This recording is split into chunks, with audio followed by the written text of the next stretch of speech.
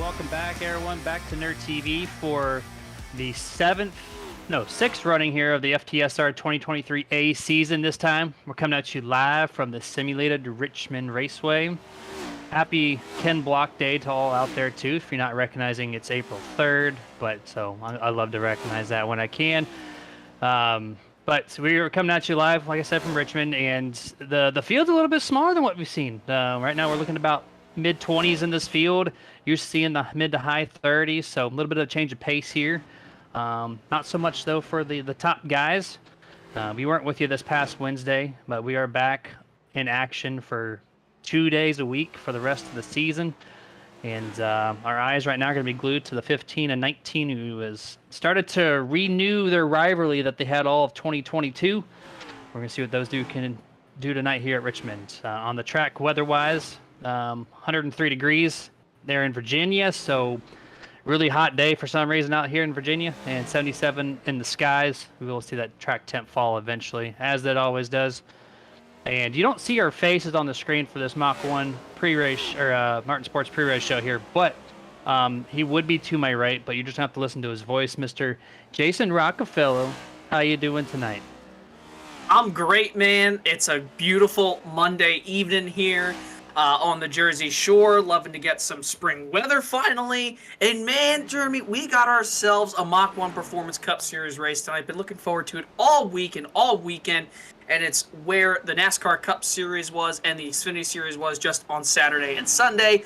We're here in beautiful Richmond, Virginia, and obviously Virginia is for lovers, but I'm sure nobody's going to love Richmond here after tonight if you're not finishing first probably up on that podium, because this is a tricky track for sure, Jeremy. These Mach-1 Performance Cup guys are going to be dealing with a handful tonight, especially with that track temp and that air temp that you talked about earlier, since it's so hot out here in today's virtual Richmond Raceway.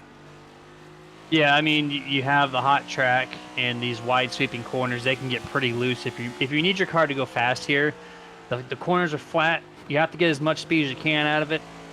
Thankfully, with these next-gen cars tonight, with the wider wheelbase, it makes it for a little bit easier of a drive in comparison to the Xfinity or even trucks here at Richmond. But yeah, it's going to be hot and slick to begin with. I expect a lot of people to take it easy, let their stuff warm up, which doesn't take as much time with these low-profile tires. But once these guys get warmed up, then we'll probably see some pretty good racing overall. But looking at the times, looking at people practicing, there is a lot of spin-outs, Jason, off of turn 4. That's probably that usually is the troublesome corner when it comes to self-car spins. We're probably going to see a decent amount of at least upset cars, maybe a couple of complete self-spins tonight off of turn 4. But turn 2, as you know here at Richmond, it closes in a hurry and can cause some late corner exit contacts. Yeah, for sure. This is one of my favorite tracks, believe it or not, Jeremy, on the iRacing service when it comes to the stock car racing scene. Off of turn 2, it's going to be a little hard because you can just see right there as we're looking at Wayne Grossi in the number 7 Pennzoil Chevy Camaro. Off turn number 2, Jeremy, there is a little bit of a hump or a bump, whatever you want to call it. There's going to be a lot of wheel spin off that corner as we look at Chris Curtis in the number 98. And we're going to look at Chris go off turn number 2 here. You're going to see once you get that back shot right there, there's a little bit of a hump depending on how high you are up on the racetrack. You can hit a little bit more. You can tank slap the wall off turn number 2, or you can get loose, especially on the long runs. And right here, look at how loose these guys are, Jeremy. Just as you talked about, that's about the 3rd or 4th guy I've seen in this session get really loose. And the difference between 2 and 4 is 2 has that hump. You're going to be going from a corner exit all the way to a straightaway that's pretty much as straight as can be down the back straightaway. And then off turn number 4, as we look at the number 24 machine, it just kind of goes right into a dogleg D-type, usual tri-oval, but then that finish line comes up quicker than you think compared to it being in the center of the tri-oval here at Richmond. So this is a very unique short track. I always tended to do very good here, even when I was the last car in top split, when I was able to run top split with the iRating I had. It's one of my favorite tracks because I think that it's one of the more calmer short tracks. It's intense on the restarts, but the tire wear is obviously so significant here, especially with these new next-gen cars, or really they're not even the new next-gen cars anymore. We've had a year under the belts with them here in iRacing. So looking for tire wear to be a factor here tonight. And you're going to see a lot of guys try to roll that bottom. Probably won't see a lot of guys up on the top side tonight, obviously due to this still having the old aero package compared to what the new aero package is for the NASCAR Cup Series this year. Yeah, they gotta drop that term next gen eventually, right? Because the next car that comes out, it's not gonna be called the next gen. So they have to call us just Gen 7, get it over with. That's gonna be the name for it. Has to be coming soon. And I'm glad you're good here. I'll let you call the technicality shots because I am hot garbage when it comes to Richmond. Back to the old NR 2003 days up until now on iRacing platform and every game in between that we've all played as sim drivers. I just never had a handle of this track, but we're going to be on board here with practice winner Brody Hanna, who did barely beat out his teammate Richie Coy in that practice session here as he's on his hot lap here on turn number 1. Comes up a little bit wide on that corner entrance. I wonder if he's trying to just set up for lap 2. Yeah, probably more than likely, Jeremy. I mean, lap 1, you really want to just try, to get everything you can. Like I say, with everybody else, I'm going to bring out Kevin Harvick's analogy as Brody Hanna. Look at the amount of guys that are just losing it off the corner. He loses it off turn 4. That's going to be a really bad qualifying lap for Brody, so he's probably more than likely going to start in the back. Or no, he will reset and try to get, I believe they have 1 or if not 2 laps here in qualifying. So Brody's going to try to get out for another lap, possibly, as he just currently sits on pit road. He will, but still at the top, Richie Coy, last week's second place finisher to Nicholas Moreau. He's currently second up on the board, but as qualifying progressives, you're going to see a lot of guys kind of shift around on that Mach-1 Performance leaderboard right there. And you can just see, coming off turn 4, I'm going to bring some Kevin Harvick analogy in here, like he was saying on Saturday's Xfinity Series race. Going into the corner, you want to be up on the brakes. You want to kind of ride that brake pedal down there to the inside. You see Brody really didn't do it there heading into 1 and 2. He's really loose off 2. This is not a good start here for Brody Hanna. But off 2, you want to kind of just gradually get back to the throttle. Make sure you can get back to full once you get over the bump. And the same thing for 3 and 4. You want to make sure that you can kind of roll with the brake going into 3 and 4 and then easily get back on the throttle. And on the late runs, Jeremy, you might not be full throttle if we do have any late runs because the tires are going to wear out so much here that if you even remotely try to go full throttle, even 90% sometimes, you have a very high chance at spinning out during the long run because of the tires wearing out so much. So these guys are in for a handful tonight. This is a very technical short track, one of the most original ones I'd like to say, and obviously, like I said, one of my favorite on the iRacing platform. And I was really surprised with Brody Hanna's lap. That was coming to the second lap, right? So he had a pretty okay turn 1, turn 2.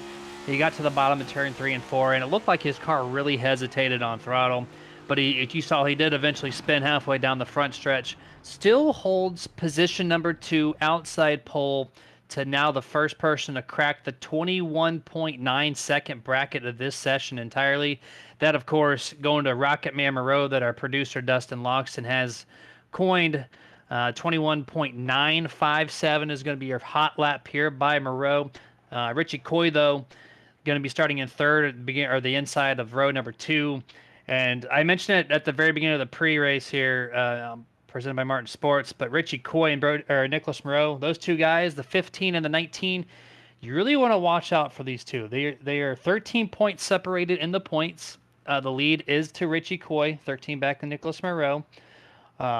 Last week's winner was Moreau. Second place was Richie Coy. And last year in 2022 B season for the Cup Series, Richie Coy won this race. Nicholas Moreau finished second. So I would expect these two guys to be neck and neck all race long, halfway through the point season. They're gonna put on a show for you guys tonight. That is for sure. Yeah, for sure. I mean, this is going to be a really, really good race. Love me some short track racing. As you see Justin Dilton, the number 91 machine, take his lap here in qualifying. That beautiful black and gray Ford Mustang, or I think he might be completing here. He looks a little slow, and I believe, yes, he did complete it. So we'll see where that puts him up on the board. But yeah, Jeremy, like we just talked about, these guys are in for a handful tonight. And depending on, like I said, with the green flag runs, if we don't get cautions early on, and if we do have that, capability running these green flag runs like they should. The tires are going to wear out significantly, and these guys are going to struggle in the late run. Yeah, the late run is. I mentioned the corners being flat and wide. If you try to carry a lot of speed, you have to be loose to run the car fast. And if your car's tight, you can just forget about your front tires existing about 3/4 of the way through the run. It'll chew them up. You will lose a lot of grip, in which you will see throughout the course of 250 laps here at Richmond. But we are on the grid getting set up for the race. So we're going to go down your starting lineup here of the 26 entries for the Richmond 250 at FTSR Mach-1 Cup Series. Nicholas Farrell is going to take P1. Brody Hanna is going to start in second place. Richie Coy, second row on the inside. Lane Allen, pretty good qualifying time for him tonight, going to start in fourth. Fifth place, Wayne Grossi. Sixth place, TJ Bartel. Seventh place, Brandon Elder. Eighth place, Stephen Lou Allen. Starting in ninth, Chris Beck. And to round out the starting order for the top 10 spot, Steve Loomis. And then to round out your top 20, you got 11th, Brian Dublé, the number 37.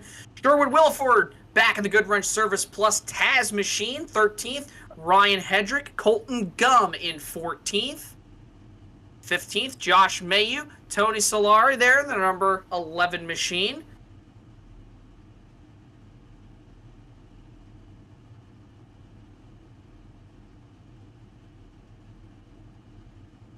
And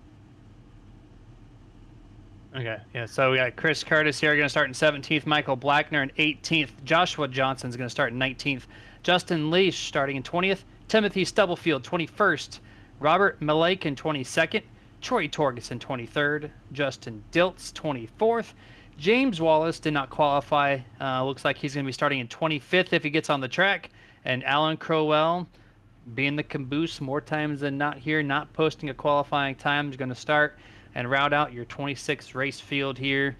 And as these guys are about to roll, they're going to take one pace lap, I believe, and then we're going to see green flag action here. Pretty eventful this past week. If you were to tune in for the FTSR broadcast, Goon Squad took over for one race for us. And we saw some quite, if you guys were here, you guys saw some quite entertaining racing overall at Texas. That track is not favorable to a lot of drivers. It is very plain Jane boring. It's a hamburger without cheese. It's just single file in the bottom, and that's it. And these guys put on a pretty decent show. Had some late race discrepancies, but it made for an entertainment race for the broadcast nonetheless. But Cup Series is where it's at. I think this race is going to top that because it's a short track race for starters. And then with this mid-season points battle here between the 19 to the 15 and everybody else trying to redeem themselves, should be a good one here. yeah, it definitely should be a good one here. If I had to circle anybody on my list here tonight, I'd probably say Sherwood Williford or Wayne Grossi. They were really good at Phoenix the last time we went to a short track type of racetrack. I expect those two to be very strong tonight. Look for them to be up at the front of the field for sure. As we're going to do that second pace lap. It is a short track. I should have known that they're doing 2 laps, so this will be your final lap before they take the green flag here. I'm going to expect a lot of the normal from what I've seen over the year and a half I've been here. I'm going to see Nicholas Moreau take it out to a huge advantage. We're probably going to see Richie Coy come through late in the run and just wind them back in slowly. Brody Hanna's probably going to put a good battle here on the 15 early on, trying to get an early jump. If you can get that launch off a turn 2 on the 15 side by side, you might have a great chance to maybe take over the 15 and coming into 3 and 4 and inevitably have to start finish line. We got some activity on our chats as well before we take the green flag. Coaster fan Leo saying, "Let's go Stubbs."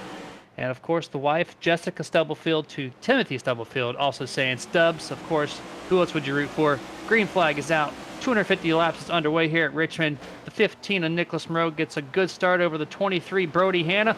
Clears them early into turn 1 and off of turn 2. We already got a 2-car length advantage there, Jason.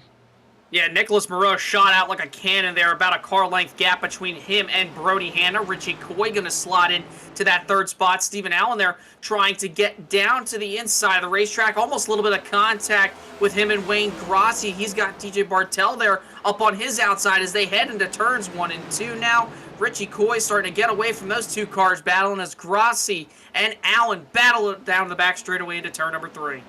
This is for your top 5. Wayne Grassi does clear the 14 of Lane Allen. That's going to move the 7 up to 4th place.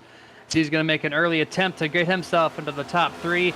Early on, though, we see everybody single file all the way through until you get to about 16th place. You got Josh Mayu alongside Mr. Michael Blackner. Actually, no, I'm sorry, that's not Michael Blackner. They're going through the backstretch here. You can see the 02 Mayu does make that pass clear over the 67 or 87 rather. You got 98 Chris Curtis here now making that pass as the inside is definitely prevalent here early on at Richmond. Not much of that middle of the upper groove here. So right now the 87 right now in a little bit of trouble early on. Yeah, definitely in a little bit of trouble. You don't want to be in trouble too early on here at Richmond because track position, yes, it is key, even though you do have the tires that obviously play into factor. But still, though, you don't want to have trouble earlier on at Richmond because next thing you know, you spin out, you hit the wall, you go a lap, 2 laps, 3 laps down. The track's very short, and Jeremy, we're already about to click on. As you see one car up into the wall there, that is the number 87 machine right there of Michael Blackner. Pounded the wall off turn number 2. Don't know if that's going to be too much damage as he's under fire now from the number 39 machine as he goes down to the inside of the racetrack. Hard hit there for the 87 off turn number 2. Like I said, not sure if it's going to be enough damage, but if it is, that's going to be a hard hit that could definitely play a really, really, really bad factor for him later on in this race. You'll see what happens right now. He just got absolutely freight trained. Usually don't see that at Richmond, but that is the case. Blackner falls back 3 to 4 spots there within the matter of 2 laps. He did such an awesome job. Shout out to Blackner, by the way, in that Truck Series race this past Wednesday.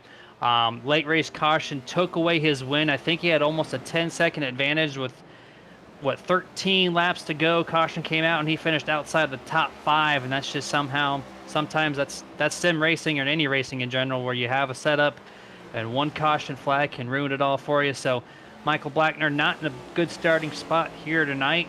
Already dropped 3 spots since the drop of the green flag 8 laps ago. He's got some work to do to that 87 Red Bull machine to get himself back at least into the top 10. Yeah, for sure. You want to try to be on point at all times here tonight at Richmond, Germany. But look at Nicholas Moreau already jumping out to a huge lead over Richie Coy in that number 19 machine. Richie, obviously, you talked about him earlier, Jeremy. Richie is known for kind of reeling in drivers in the long run, kind of one of the guys to look out for when it comes to tire conservation. Nick, very, very strong on the short runs.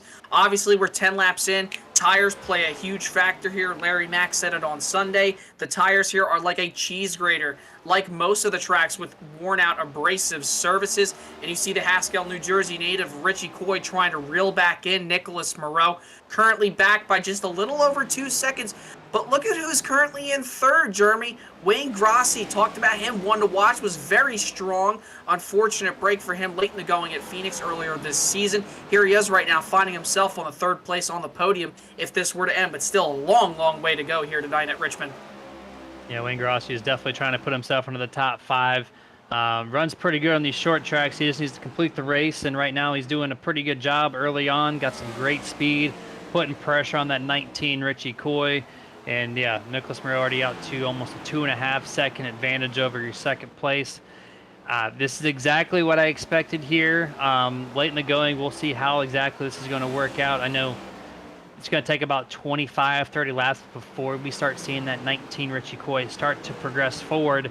But that same token, you're having some heavy pressure on the backside here with Wayne Grassi. This might not allow Richie to drive outside of his windshield, more so in the rearview mirror, as he was a little loose there off of turn 2, and so you can definitely tell he's mirror driving at the moment. Yeah, for sure, and obviously that's enabling Wayne to really, kind of catch up to Richie's back bumper, look to the inside, kind of one driver really loose there off the corner. That looked to be Bartel there off the corner, or Llewellyn, one or the other there, off turn number 2, and that was Bartel there. TJ Bartel, the number 30, good save there off turn number 2. Now about to get passed by Steve Llewellyn there up on the outside, but he's going to challenge back down to the bottom of the racetrack, closing up to the bumper of Steve Allen there off the corner. Still side by side, though, for position. They're swapping back and forth on the leaderboard. Bartel and Llewellyn going at it here as they're heading their way off turn number 4 to lap number 16.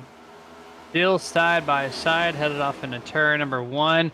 Llewellyn not giving up on the top, but we know that this is not good for his tires. But this 24, he loves the middle to upper lanes when he can run it. And even at Richmond here, when not a lot of drivers can do it, Stephen Llewellyn is showing TJ Bartel, hey, I'm a challenge here. You're going to pass me the hard way. If you're going to get to the bottom, you're going to have to work for it. And right now, he is still holding up 2 laps now of complete side-by-side action. Almost decided if they wanted to split the 14 there of laying down. Looks like he was a little slow off of turn 4. He gets his car back to speed coming through the backstretch here. Still side by side, Jason entering 3. Yeah, and Steven's just trying to really pack some air on that left rear there on Stephen Llewellyn there. That's TJ Bartel, excuse me, to the inside of the racetrack on Allen. Really shoots it in, almost gets into the 14 there of Allen on the inside of the racetrack as Allen looks to make a pass here on Brody Hanna. This is going to be for the 4th place spot into the corner. Hanna tried to kind of get lower and tried to block Allen's run there off the corner. Allen loose. Looks like he's going to take that 4th spot away from Hanna as they enter into turn number 1. But Hanna going to try to come back at him on the outside the middle lane. Now he'll chop off Stephen Llewellyn as they work off the back straightaway there on the corner. I wonder if Brody Hanna changed his setup. He spun out in that qualifying lap, and I wonder if he went a little too conservative with the wedge adjustment or whatever he needed to do to tighten that 23 Ford Mustang up. Saw him quite a bit in that practice, get a little loose off these corners, but right now that car is just dropping back, and I think he's just running extra tight as he gets a little tight there off of turn 2, try to avoid the wall, so the 24 Lou Allen's going to go underneath him. TJ Bartel in the 30 is now going to try and make that pass effort. This is going to drop Brody Hanna back to 7th place. 21 laps in, he did start 2nd, back to 7th. We usually don't see Brody Hanna drop back this far, but then also the 19 of Richie Coy, similar situation. He was there, but Wayne Grossi got the best of him, and then he quickly got passed up by the 14 Elaine Allen. Now the similar story here with the 19 of the Fury Motorsports camp. 19 dropping back a few spots as well. Yeah, I tell you what, heads up by those drivers of Elder and Beck right behind Brody Hanna as Hanna got really loose off the corner. Just like he did, a little bit of contact made between him and Beck. Sherwood Williford had to back up the corner. That 23 machine is in big trouble. And the 44 up the racetrack, 3 wide for position off turn number 4. Sherwood Williford all the way to the bottom of the racetrack. This might not work, boys. Be careful. Going into turns 1 and 2. Sherwood not heads up to him. Right there, he gets the nod. He's able to back up into the corner, make sure that nobody had any sort of calamity into the corner. Well, Jeremy, this is that time of the race now. We're about to be 25 laps in. Tires are becoming an issue. That 23 car, he might have been good on the start. Same with Richie Coy. They're starting to fall back like a sack of rocks if you just dropped them from the top of a cliff right now, because everybody is just putting them under fire here, coming to lap 25 of 250 here tonight at Richmond. Yeah, worst case scenario for the 23 especially, running a little tight early on, and now the rear tires have had enough, and now he's tight on the front, and he's extra loose on the rear now, just with excess tire spin off the corner exit. So you can't drive in, you can't drive off. The car's just falling back like a rock, like you said. Now he's like, oh, it's 23 Brody Hanna once again getting loose off of turn 2. It's going to allow Sherwood Williford to pass on the bottom, or on the top rather. But 23 able to maintain ground on the 17 of Steve Loomis and the 47 of Brian Dublé here, as those guys are now side by side. I meant Ryan Hedrick, not Brian Dublé. I apologize. That's the 37 in that purple car. That's actually right behind the 17 of Steve Loomis. A bunch of 7s on your screen right now. But Brody Hanna now getting passed by the 47 of Hedrick, coming through 3. This is not a good scenario early on for Brody Hanna. Yeah, definitely not. I wonder if our producer, Dustin, could possibly make us go on board that number 23 machine from possibly maybe the driver's point of view, just see how much he's struggling as we do ride on board Brody Hanna. Shout out to Dustin, always got the best angles. You see him right here off turn 2, kind of under fire right now from Loomis there in that number 17 machine. Yeah, you could just see right now, Jeremy, Brody is just really struggling here off turn number 4. He's definitely just trying to ease himself right now, hoping that a caution comes out, hopefully that maybe he could just make it to the green flag pit cycle if there are no yellows. But right now, Brody Hanna really struggling as he heads off turn number 2, just getting past car after car right now.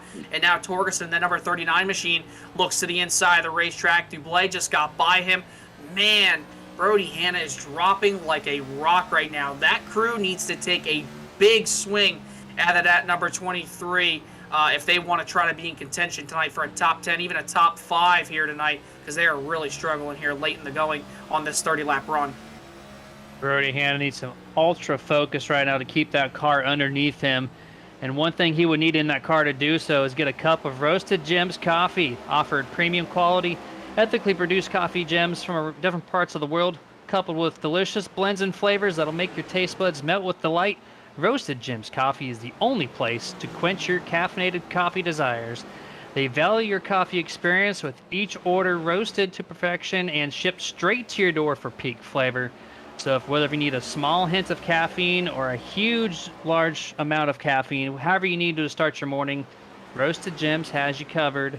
RoastedGems.com, super nerds at checkout, 10% off anything you purchase, which they have a lot of different flavors, so I recommend at least trying a few bags because it is definitely worth it.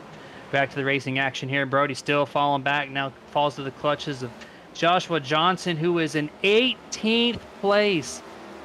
That puts Brody Hanna from 2nd place 32 laps ago back to 18th place, now getting passed up by 19th place Colton Gum. 23 is just not having it. Almost looks like he loaded the wrong setup. I have never seen Brody drop back this far. This is really impressive stuff here. Richie Coy as well. 3rd place, he started.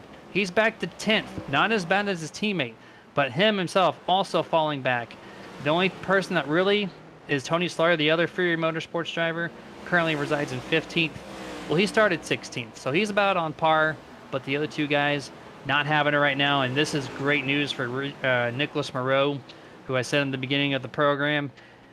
He has 13-point deficit under Richie Coy, and he loves to see this. This is going to maximize his points effort if he can continue this run, which right now, Jason, he still has a 4.5-second lead over the 14 of Lane Allen.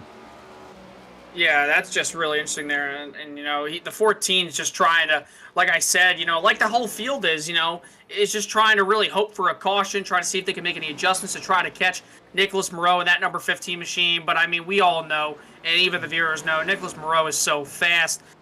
You know, it's just crazy to see, you know, how good he is. I mean, last week, a winner in the Cup Series at COTA. He's trying to go back-to-back here tonight at the Richmond Raceway in Richmond, Virginia. But I tell you what, you talk about Roasted Gems Coffee, that 23 of Brody Hanna, he's still falling back, and so is the 19 of Richie Coy. We're starting to see some green flag pit stops. One driver, I believe that was the number 87 machine, heading into the pits.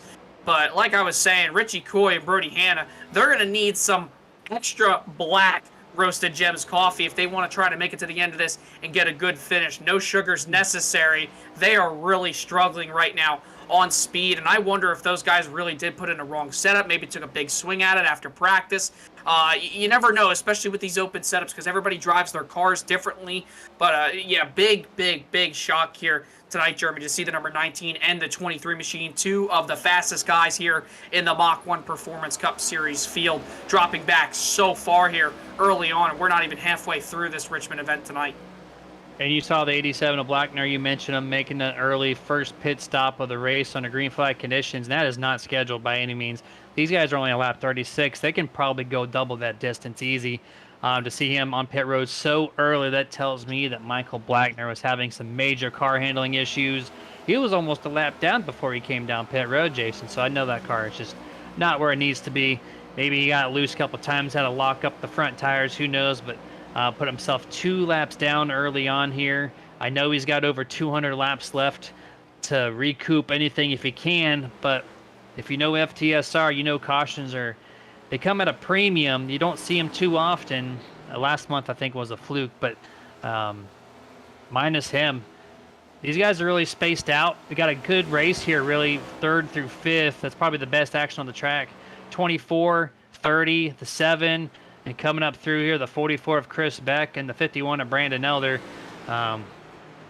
Really, just for the top 5, this is actually going to become a pretty good race. Yeah, the 24, Jeremy's hit the wall the last 2 times off turns 2 and off turns 4. That car is really struggling right now. And here comes TJ Bartel to the inside of him. He'll pick up that podium position. Big moment there for the 24 off turns 2 and 4 that last time around, that last lap. Everybody's starting to struggle a lot on tire wear, so everybody really wants to make sure that they can get a caution soon. You see Wayne Grossi in the 7 machine also falling back a little bit after, getting up to the front, being so strong early on. You see Elder, Beck, they're fighting for position. And Sherwood Williford, I kept talking about him, Jeremy, in the pre-race, and even now, he's coming up through the field right now. He's sitting that 8th spot. Don't count him out, man. I'm telling you, one move, one mistake, one strategy call by other drivers up in front of him later on in this race, and Sherwood Williford very well could be a Mach-1 Cup Series or Mach-1 Performance Cup Series race winner here tonight from the virtual Richmond Raceway. He's been so strong. That number 33 Goodwrench Plus Taz Chevy Camaro is always strong. He's definitely one to look for on the short tracks, along with Wayne Grossi and also Richie Coy, but Richie not really a factor here like we thought he was going to be early on. We're 44 laps into this event, and Richie Coy is still falling back. Brody Hanna kind of just, maintained right now, just barely right now inside the top 20, currently sitting in that last position, which would be the 20th position for the top 20. So those two guys struggling, everybody really struggling here with grip. You just see how high, how low some of these guys are off the corner due to the tire wear. Speaking of car handling issues, off of turn number 2, the first caution presented by Roasted Gems Coffee is out, and this is going to be by Alan Crowell on the 41 Ford Mustang. Comes off of turn number 2 and gets loose. Actually hits the wall, I apologize, and then got hit in the back there by, I think, Justin Diltz in the 91. It sends the 41 around to the inside just below the yellow line there, and that's going to be the first caution tonight. And actually, that was the 22 of Robert Malaikin who made that contact there on the back end. You see him on board. Boom. Hits the wall hard, and then just the 22 had nowhere to go. You cannot stop in that short amount of time. Sends him through to the backstretch inside area, and it's going to be the first caution here tonight. Yeah, unfortunate circumstances. Everybody now comes down to take their yellow flag stops. First real pit stops here of the night. I'm sure that drivers like Richie Coy and Brody Hanna are very pleased to see that yellow because they were still falling back. Brody, like I said, currently still sitting in 20th, and Richie Coy fell back a little bit, just about borderline, I think, top 15. So they're very thankful here and just praising the Lord that they got that caution, man, because they really needed it. They're going to try to take some big swings at their machines here. Just 47 laps into this race, Jeremy, you're starting to see who the players really are. And imagine if we do get a green flag run, the amount of strategy that can play. And that was going to be how it was in Sunday's Cup Series event in real life at Richmond. Had it not been yellow flag filled, you saw guys trying to pit early. You saw guys get the undercut. Michael McDowell and Josh Berry, they stayed out long enough later on in their run to try to hope for a caution. They got it, and Michael McDowell, top 10. Josh Berry, highest career finish for him. Second, subbing in for Chase Elliott. Kyle Larson picked up the win. That could very well, Jeremy, be the way that this is. This track, as racy as it can be with the tire wear and the different strategies due to the racetrack being so abrasive and the way that the laps are, we very well could see a strategy race depending on how these cautions play out, what the strategies are, because that's the thing about Richmond. It's a short track. There's always chaos, but over the last few years, ever since I want to say it was about maybe 2018 is when you really stopped seeing the strategy, you really started to see the strategy really play into effect. You didn't see nearly as many cautions like you saw in years prior. Nowadays, it's really just all about strategy here at Richmond. As the 23 Brody Hanna with that struggles he's had here tonight back on pit road. But we very well could see a strategic race here later on in the going. We saw the 23 come down pit road. That was a lap later than everybody else. So strategy already in the camp there of the 23 as he did lead that last lap, not pitting with the leaders when he was on the lead lap. So he's going to get his bonus point for leading the lap, come down pit road. He was basically already in last place, so that was a no-brainer call to stay out, get that 1 point. Just help shout in the championship races. They got 7 races remaining after this one's over with. But yeah, don't forget too. I don't think I mentioned it earlier on, but stage break is going to be on lap 70. Right now we're on lap 49, so we got 22 laps before we hit that stage break caution. So I did notice too, Lane Allen in the 14, he had made up over 2 seconds on that 15 of Nicholas Moreau. Just late run, just saved all the grip for the end of the run, was catching the 15 like no other. The 15 always seems to slow down during the long runs, but he was going to maintain for a while. But I think that caution would have not flown, Jason. We should have seen the 14 potentially get around that 15 of Nicholas Moreau to make that pass. Yeah, we'll have to see if Allen's going to be able to try to challenge Nicholas Moreau. Obviously, now everybody's on a fresh set of Goodyear Eagles here as they come down for the restart. So maybe Allen does have something for the 15, but we've seen on these short runs, Jeremy, that 15 of Nicholas Moreau is really, really strong. And they're coming into the Geico restart zone. The green flag's back out here at Richmond. Green flag is out. The 15 with a major jump of the start. I don't know if that was actual jump or the 14 just forgot to go, but it's going to allow the 15 Moreau to get a 2-car length advantage over the 14 Elaine Allen. The top 5 quickly go single file, but everybody else behind them is going to be 2 by 2 by 2, coming off through 3 and 4 this time. Big race here mid-pack. Several guys side by side still coming through turns 1 and 2. And you see the intensity pick up a little bit because I know they got 20 laps before this stage break. So expect these guys to run a little harder than what we did in that first stint. Yeah, they're definitely going to be running a little bit harder knowing that these playoff points or whatever you want to call them are on the line. 3 wide behind them, Richie Coy, and it looks like Mayu and Loomis, or if not, it was Tony Solari there in the number 11 machine. They were 3 wide for a moment there heading into turns 3 and 4. They kind of settled back down. More 3 wide racing behind them. Big moves, and the 11 into the wall off the corner. You're going to see a lot of that. Some of these guys not doing so much giving. They're doing a whole heck of a lot more taking. You see the 57 of Johnson try to get past the 19 of Coy, because Coy right now is going to be driving like a bat out of hell. He's trying the best he can to move his way up through the field after a very struggling first stint here at Richmond. But you could just tell, Jeremy, that number 19, DeWalt Ford Mustang, is still struggling here. Just 54, now about to put 55 laps on the board here tonight at Richmond. What no better time than to turn up the Tude segment. We're going to listen to all the sounds of these cars go around this just underneath a mile track here at Richmond Raceway. We'll be back in just a few minutes.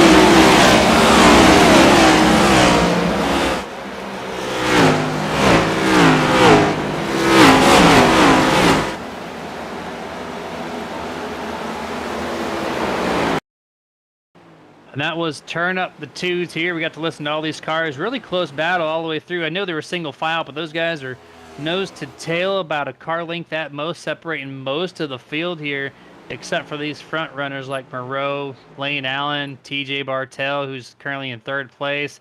Wayne Grossi still sitting in fourth. Top 5, top 10 really separated, but that mid pack is looking pretty strong here. We're currently coming up to lap 65, so we got 6 laps remaining before we can hit this stage break, and Nicholas Moreau is in a pretty good spot here, Jason. Yeah, he definitely is, Jeremy. I mean, this guy has been lights out the last 2 weeks. He's pretty much led every single lap here today, I believe, so far, even with that caution. But don't count out Allen right there in that number 14 machine, Jeremy. He's been really trying to kind of, be on the binders and really reel in that number 15 machine here late in this first stage run. He's been the only one who's been able to really close that gap in on Moreau out of anybody who's been in that second and third spot. And even TJ Bartell there in that number 30 machine, he's kind of closed up a little bit. So Moreau not really getting away as much as he did on that first run. Maybe Allen here, if Moreau does slip up a little bit here with just a handful of laps to go, maybe Allen can try to pass him, if not contend for that stage win.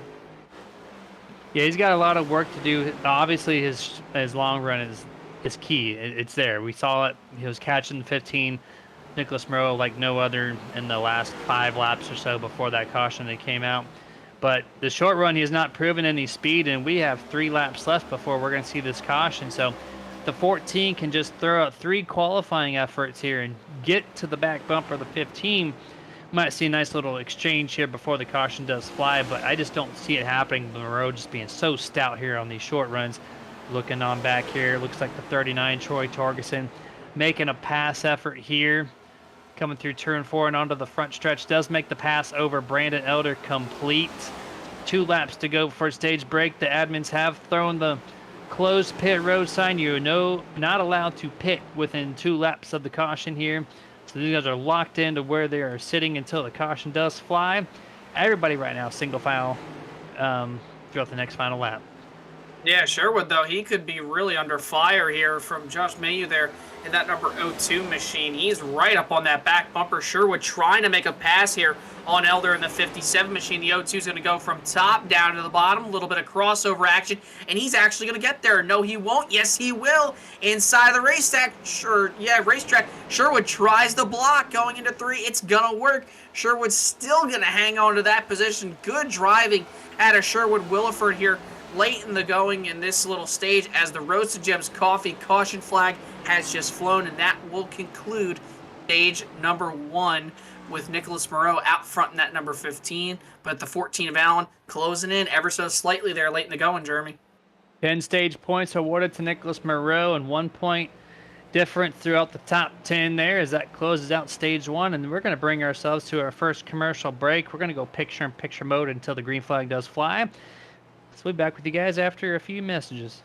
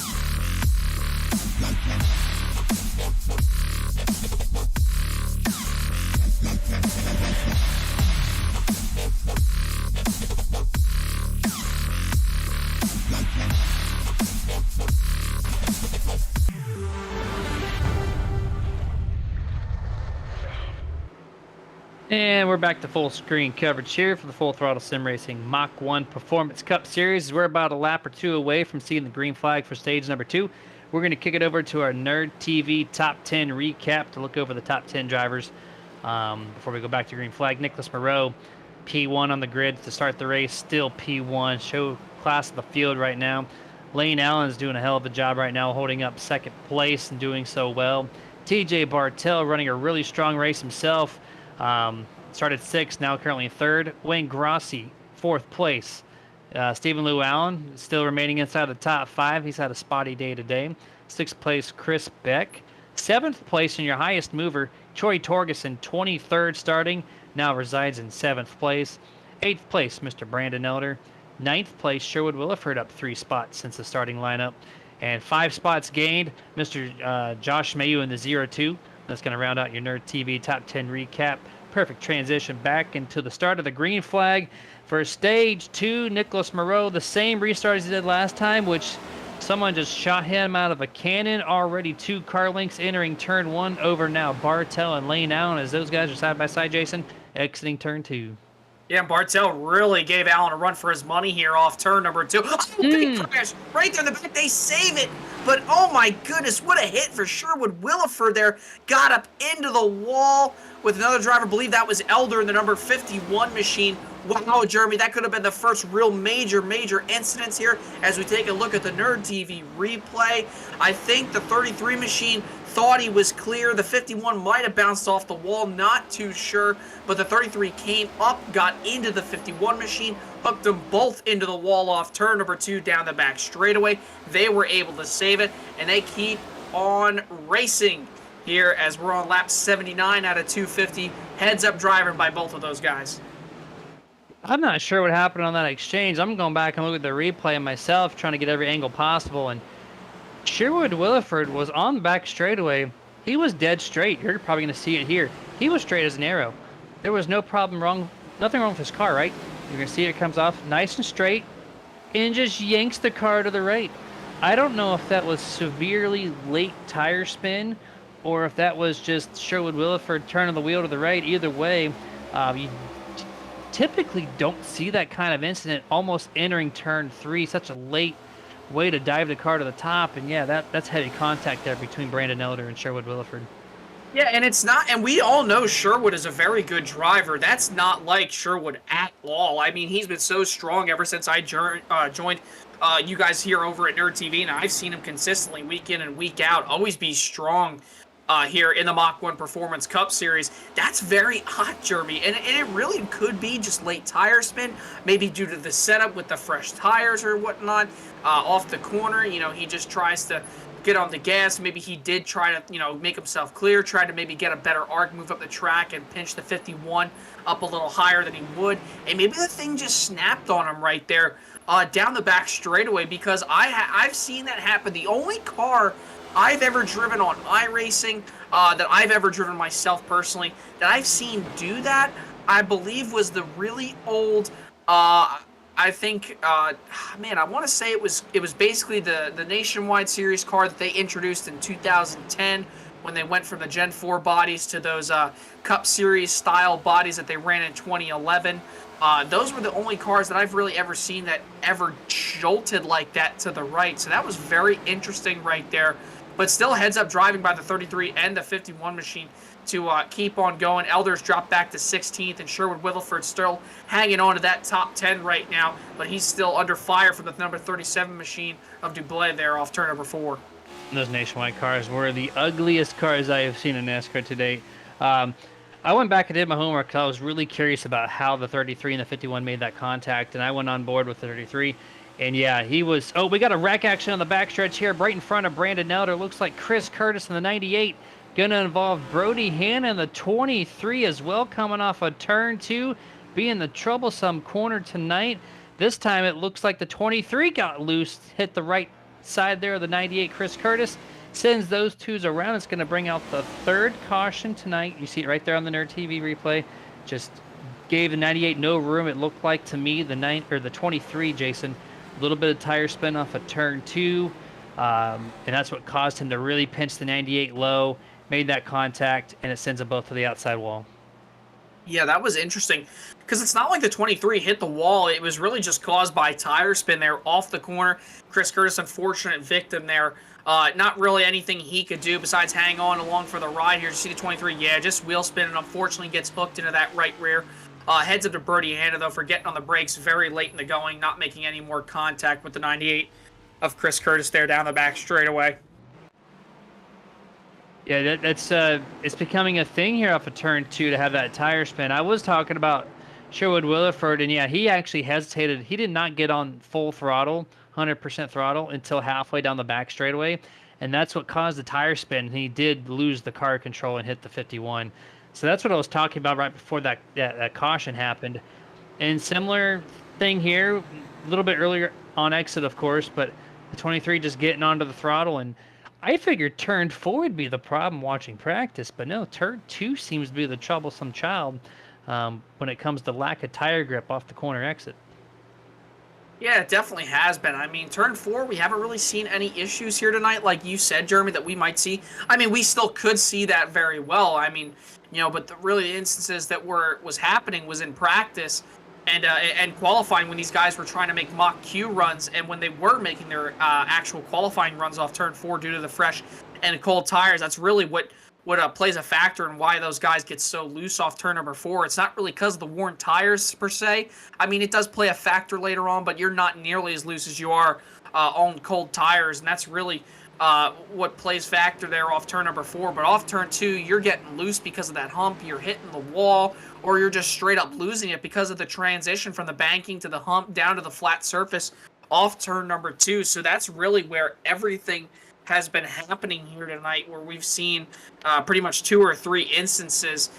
So that probably could play a factor. And hey, Jeremy, last time we went to a short track type racetrack was obviously at Phoenix, I believe. And remember what happened late in the going there? The 15 got up into the wall and caused a big wreck there off the corner due to the transition and because of the drivers trying to be spread out and just no room. That very well could happen if we do get a late race caution and a late race restart, and Nicholas Moreau might get taken out, maybe some other guys, because that place is definitely the most troublesome spot out here on the racetrack tonight.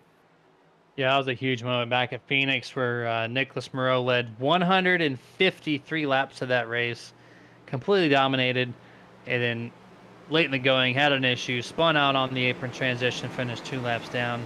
Just anything's possible on that notion. And similar banking transition here at Richmond.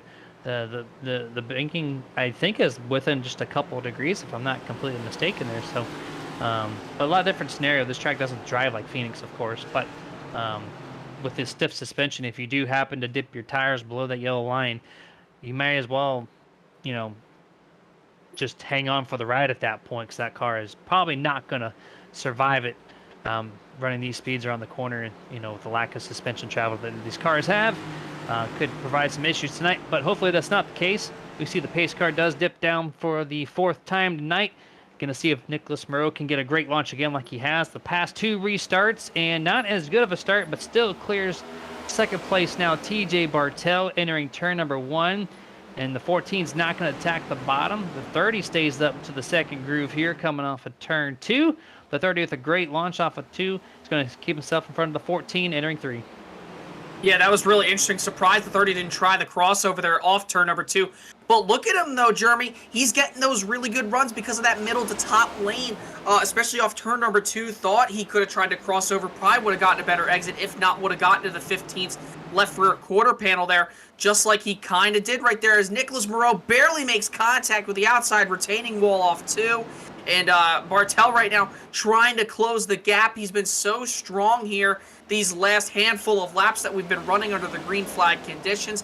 He might be able to kind of challenge Nicholas Moreau here if we do get a long green flag run, and so could Lane Allen in that number 14 machine. He's been so strong all night. He's had the pace. We've seen it. Just haven't been able to get the long enough green flag runs that he's been needing to try to pass Nicholas Moreau in the number 15 machine, as they're single file all throughout the field as they work their way on to lap number 94 as they head their way into turns number 1 and 2.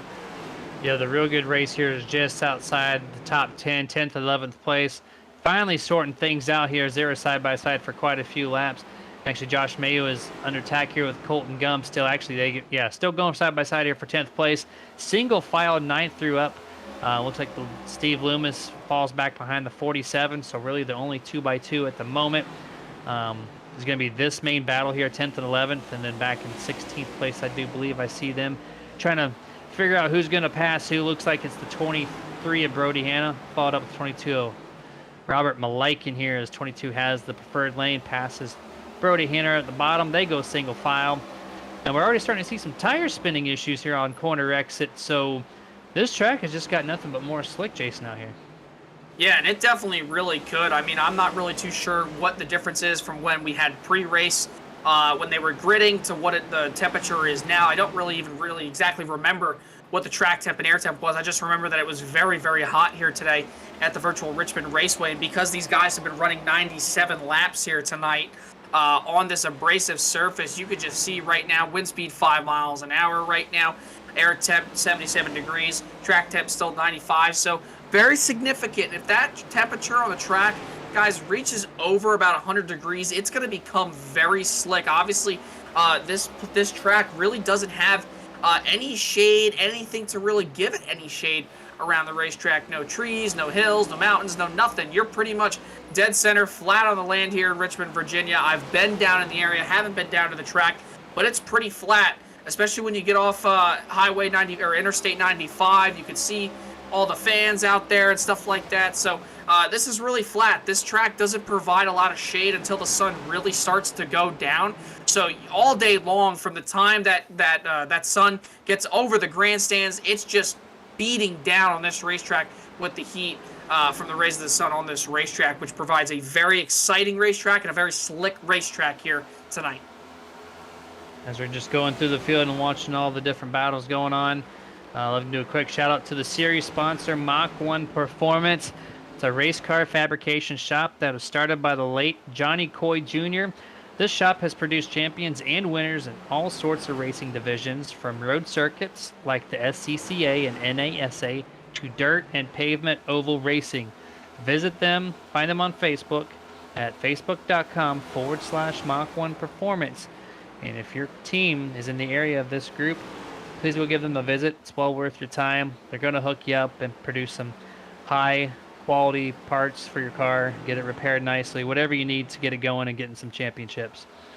Going back to the action, still single file all the way around this track at this point. We're just past lap 100, so we got 150 left to go. This is where you're going to start to see a lot of these guys just kind of ride it out, so to speak. They're going to just take their time. No need to push the issue. We're getting close to about halfway on a field mileage run here. And if anything from stage one told us around lap 30, lap 40 is when we really start to see that handling take over, and you're not all of a sudden racing the guy next to you, you're racing the track. Yeah, that's the thing. And one thing, my buddy Ben Amato from Twitter and also fellow iRacer, I believe he's also an iRacer, 44, Beck makes contact right there with Dublé off the corner. Big moment, good save by those guys. They keep on racing here as they head into one. But my friend Ben Amato and I had a discussion last year during the Cup Series races in Richmond, because everybody obviously, you know, they're just fans of the sport. They don't really know technicality as much. My buddy Ben Amato and I were talking. We were like, yeah, this is a really great track. I don't really think people understand how fun it is. You see the 37 of Dublé getting loose. You just see what I'm about to say is it is a driver's racetrack. You're not driving your car. You're not driving around other drivers. You are driving the racetrack. The racetrack controls your car. You have to adapt just like as you would with Darlington. This track does not get enough credit, Jeremy, for the way that it's abrasive, and it is a driver's racetrack. That's what we both agreed on, me and Ben Amato. We said this is a driver's racetrack. We don't really think a lot of fans get the understanding behind Richmond. They like to call it a boring race last year. I said otherwise because of strategy. You race the racetrack, you adapt to it, you want to try to conserve those tires, you want to try to play strategy, and that very well could be, Jeremy, the way it could shape out to be here tonight. And you might not even see Nicholas Moreau in the first spot here at the end of the night, maybe even not top 3, depending on how strategy plays out, if we do indeed tend to play strategy later on in this race. Yeah, I mean, last year, too, the Richmond race, the next-gen car has had a struggle at the short track since it's unveiled itself in 2022. In particular, Martinsville being like one of the worst races we've seen in the modern times. But, you know, this is a short track, right? So it's going to drive similar qualities with the lower speeds, with the wider wheelbase. There's just not much room for passing. Like, the bottom of the track is it, unless your name's Stephen Lou Allen tonight. Nobody else really is venturing to go up to that second groove at all and try to make a pass unless there's an issue by someone on the bottom. So it's just that little bit of a nature. But this car has gotten better. They're doing some modifications to make this thing a little more fun for these guys to race on the short tracks. And you're starting to see it here. The handling of the cars are basically nothing at this point. So they're holding on to themselves more than the drivers around them and another car, like you said. So you're just trying to race the track for another 30-some laps. You come down pit road and say, thank everything, because I desperately needed new tires. And then you're going to go back at it again. You're going to attack hard for 30 laps, and then you're going to be like, whoops, and now I got to be chasing the car around for 30 more laps like you're driving on ice.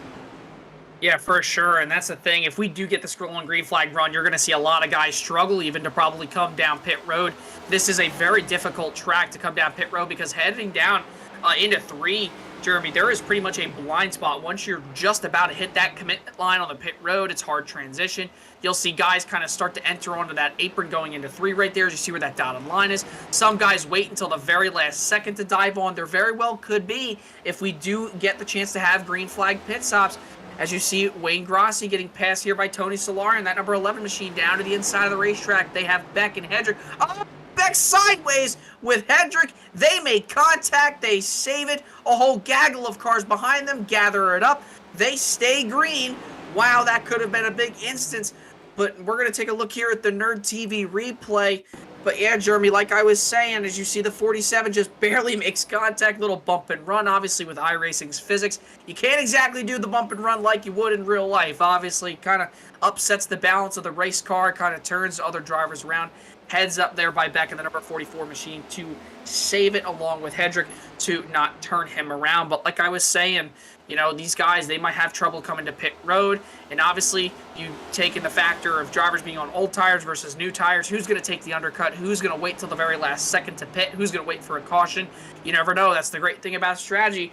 But one thing I'm telling you right now is Nicholas Moreau, he hasn't really been able to kind of get out to the lead that he's been wanting like he has in that first stage. Bartel and Allen are both kind of right there, at least in a close proximity than what obviously everybody was to Nicholas Moreau in that first stage. So look for Bartel and Allen to maybe make a run here at Moreau if we do get green flag pit stops, Jeremy. Yeah, this time of the race is where you're going to see the 15 of Moreau fall off. You're going to see TJ. You're going to see Lane Allen. They're going to get there. It's just right now they've been basically matching each other's lap times. Nicholas had the advantage early and then left it from his pace a little bit. But to my surprise, I'm actually, to credit of the 15 of Moreau, he is keeping up with the pace of the 30 Bartel, the 14 of Lane Allen, the 39 of Troy Torgerson. He's doing what he needs to. He's not trying to push the issue super hard. He knows that first stage, he had a miserable time on the last 20 laps before the caution came out. So he's taking it easier this time. He's cycling through. He's maintaining pace this time, so he's learning. That's what some of the best do out here, like the 15. He knows, okay, this is my pace. I need to go a little bit slower. I need to conserve on this long run. And it's working out so far on lap 118, so almost to the halfway point here in this race. But really, the pace of the top 10 have really just picked up. Right inside the top 10, though, is still where you're finding all the racing action, starting with the number 7 Wayne Grossi, who's passing now the 47 of Hedrick. Everybody else on back is, you know, a couple of 2x2s, and everybody else just knows the tail through this little section of cars.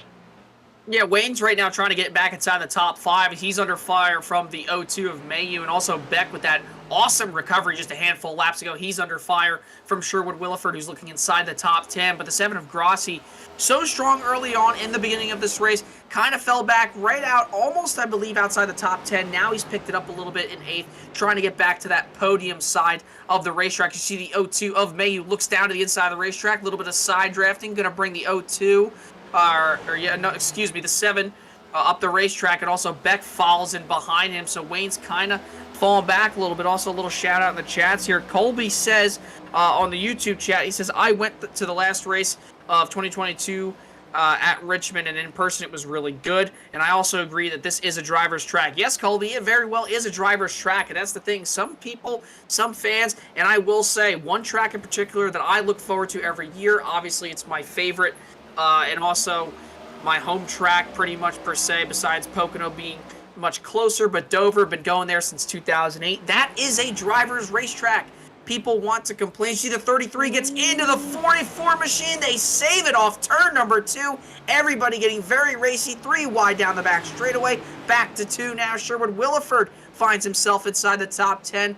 Like I was saying, Dover, driver's racetrack. Last year's Dover race, very good for what it's been out of all the years I've been going to. And I think with the new aero package that they will bring to Dover, I think it actually is going to be a very good race. You see Wayne Grossi loose off turn number 2. He gathers it back up. But first say, you could just see, Jeremy, like Colby was saying, like I was saying, this is a driver's racetrack, and these guys are showing it late here in the tire run. As you see the 57 of Johnson go to the bottom of Loomis as they head into turns 1 and 2. These guys are so close to simulating what it looks like to drive on ice, and all the cars are just hanging on tight until they have to make their pit stops. The 44, Chris Beck, you saw the 33 getting to the left rear. The 44 has opened that door for trouble on that inside quarter panel. When you get the tire marks there on the left side, typically that means you're getting used up. The 44 is giving these guys very little room to make that pass there on the bottom. He's protecting it with everything that he has, and that's why that contact has been made twice now to the inside left fender of the 44. So thankfully in his part he has not wrecked, but that's 2 times now. It's been a really close call for Chris Beck as he still maintains the top 10. Yeah, he's doing a really heck of a job here. As you see the 10 of Gum tries to look to the inside of Leash right there in the number 81 machine to the inside. Quiet night here for Leash.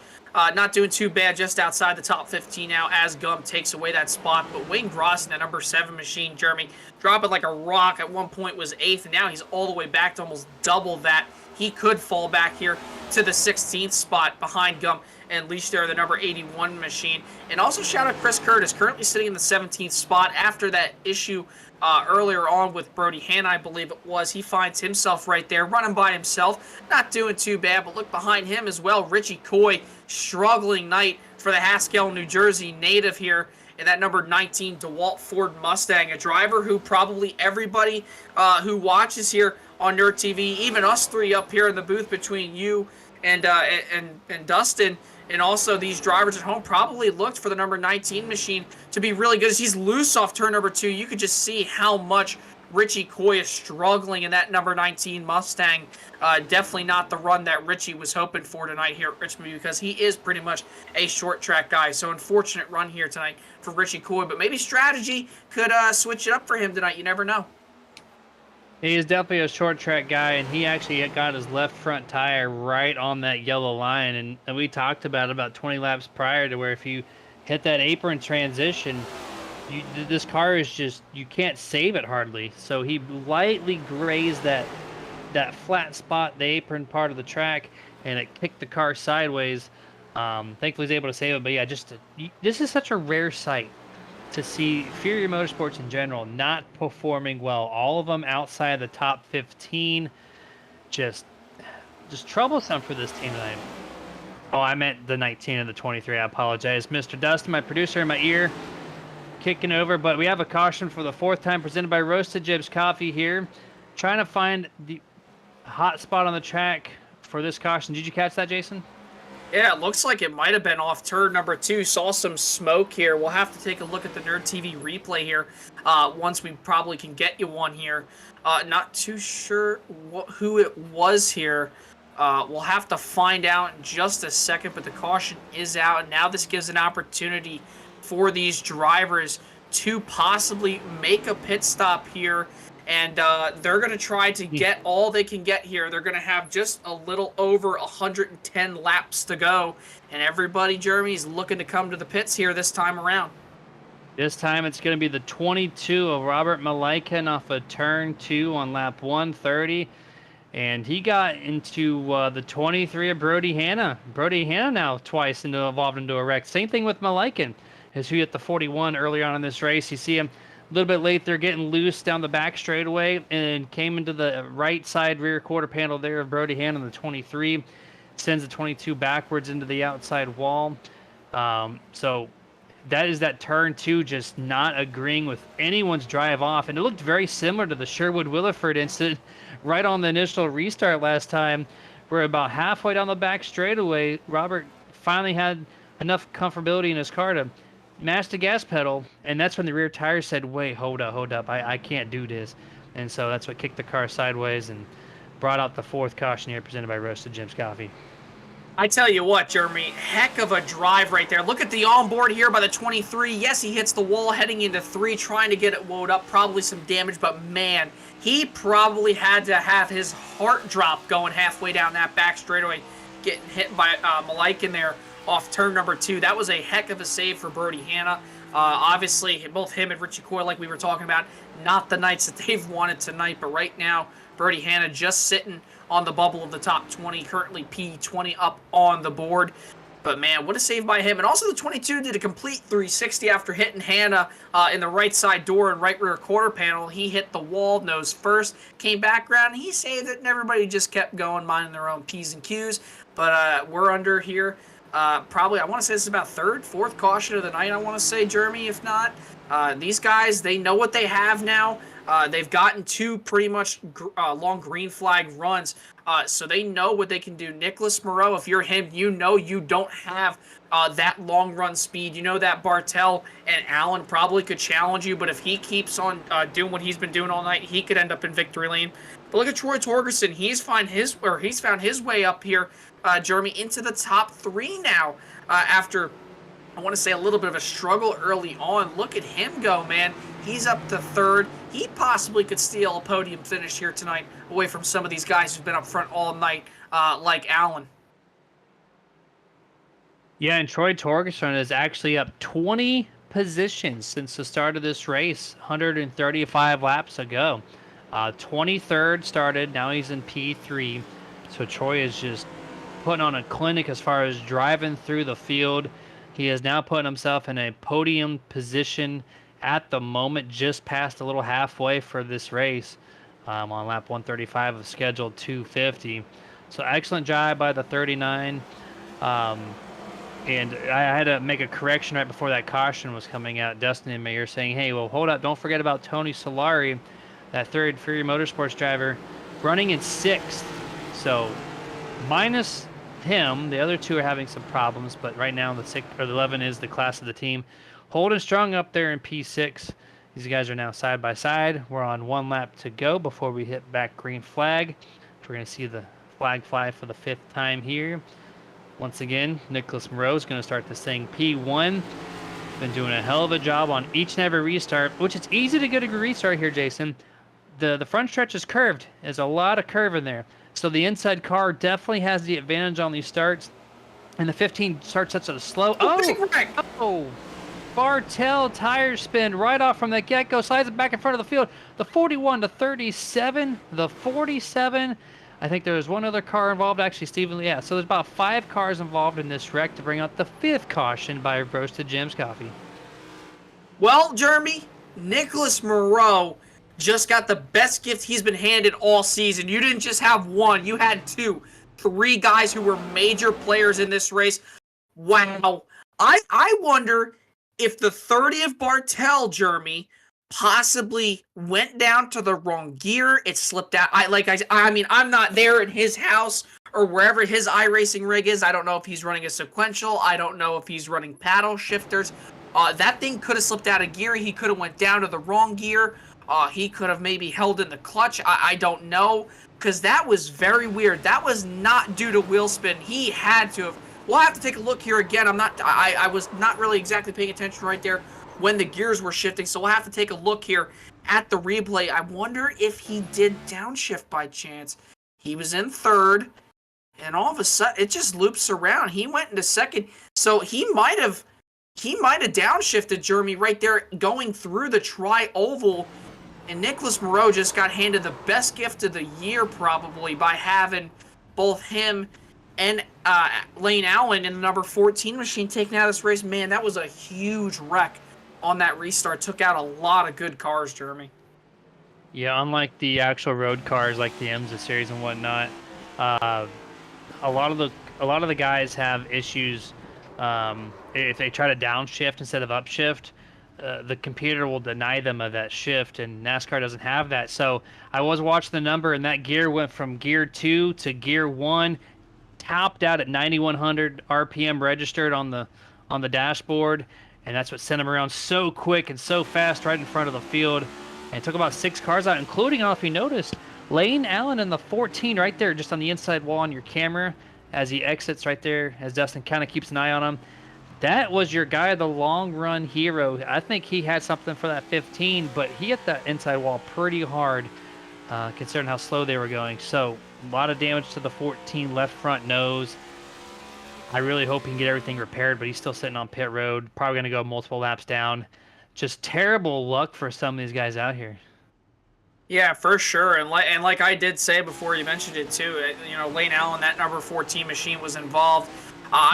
Man, I was in shock. I practically screamed at the top of my lungs. I couldn't believe that the 30 just looped it around like that. At first, I thought it was due to wheel spin. Next thing you know, from what we see, it looks like it was just, unfortunate circumstances due to the sequential gearbox, just a downshift gone wrong. I've done that by accident with my H pattern, my 6-speed that is, and obviously the old Gen 6 cars, they were only a 4-speed manual transmission. And I've done that myself. I've been on road courses where I've been downshifting, and I've been accidentally shifting down too much, or I'm trying to upshift, and I accidentally upshift into a gear that I'm not supposed to. It's just part of it, for example, I've been at Watkins Glen heading into a corner maybe, or just any racetrack, New Jersey Motorsports Park. I try to get down to first gear, and I go from second accidentally to third, and then I have to whoa it up big time. Obviously not what Bartel did there. That was a downshift gone wrong. Not meant to do that. But with Lane Allen, the number 14, and TJ Bartel there, the number 30 machine, more than likely taken out, the only guy I could really see playing a big factor here to try to maybe chase down Nicholas Moreau here late in the run could be Troy Torgerson in that number 39 machine. But that was two of the most heavy hitters that could potentially knock out Nicholas Moreau of getting back-to-back wins here in the Mach-1 Performance Cup Series here tonight. They look to be out of the race. Let's see what Troy Torgerson can do now in his highest running position, 21 spots up. Restart is out here for the 6th green flag to fly on lap 143, heading off into turn number 1. The 15 is going to clear him again by 2 car lengths. Very similar story, each and every restart. But look at that green and white Menards Ford Mustang. That is Tony Solari. Started in 16th up to position number 3. Now fighting for 2nd place. He's got the preferred lane going to turn 1.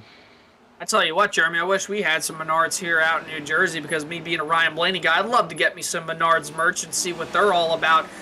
The great stores out in the Midwest, from what I hear, is one car in the back up into the wall. That was Mayu in the number 02, I believe. But look at Tony Solari. Great night for him here.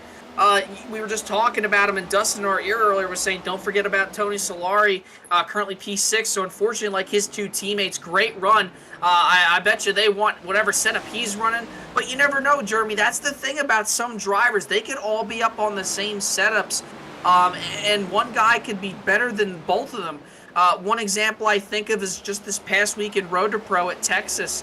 I was covering Split 2 over at LSR TV and FTN, but one of my buddies, Kenny Brady, was in Split number 1, and him being on Tranquility with Andrew Navarro, they were on a set that Andrew Navarro had built, and Kenny was just not running very well in practice, but Andrew Navarro was.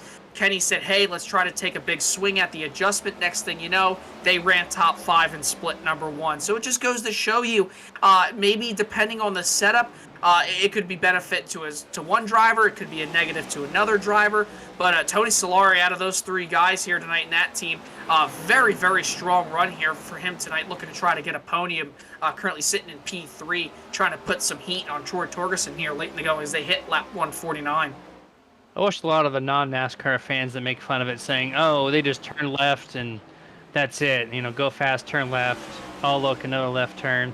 I wish I could hear stories like that, because you put the same setup amongst 3 different people and the car drives completely different. So it's not easy. It's really not. So it's driver preference on every technicality, a part of any race car that you're really racing, especially at the higher speeds.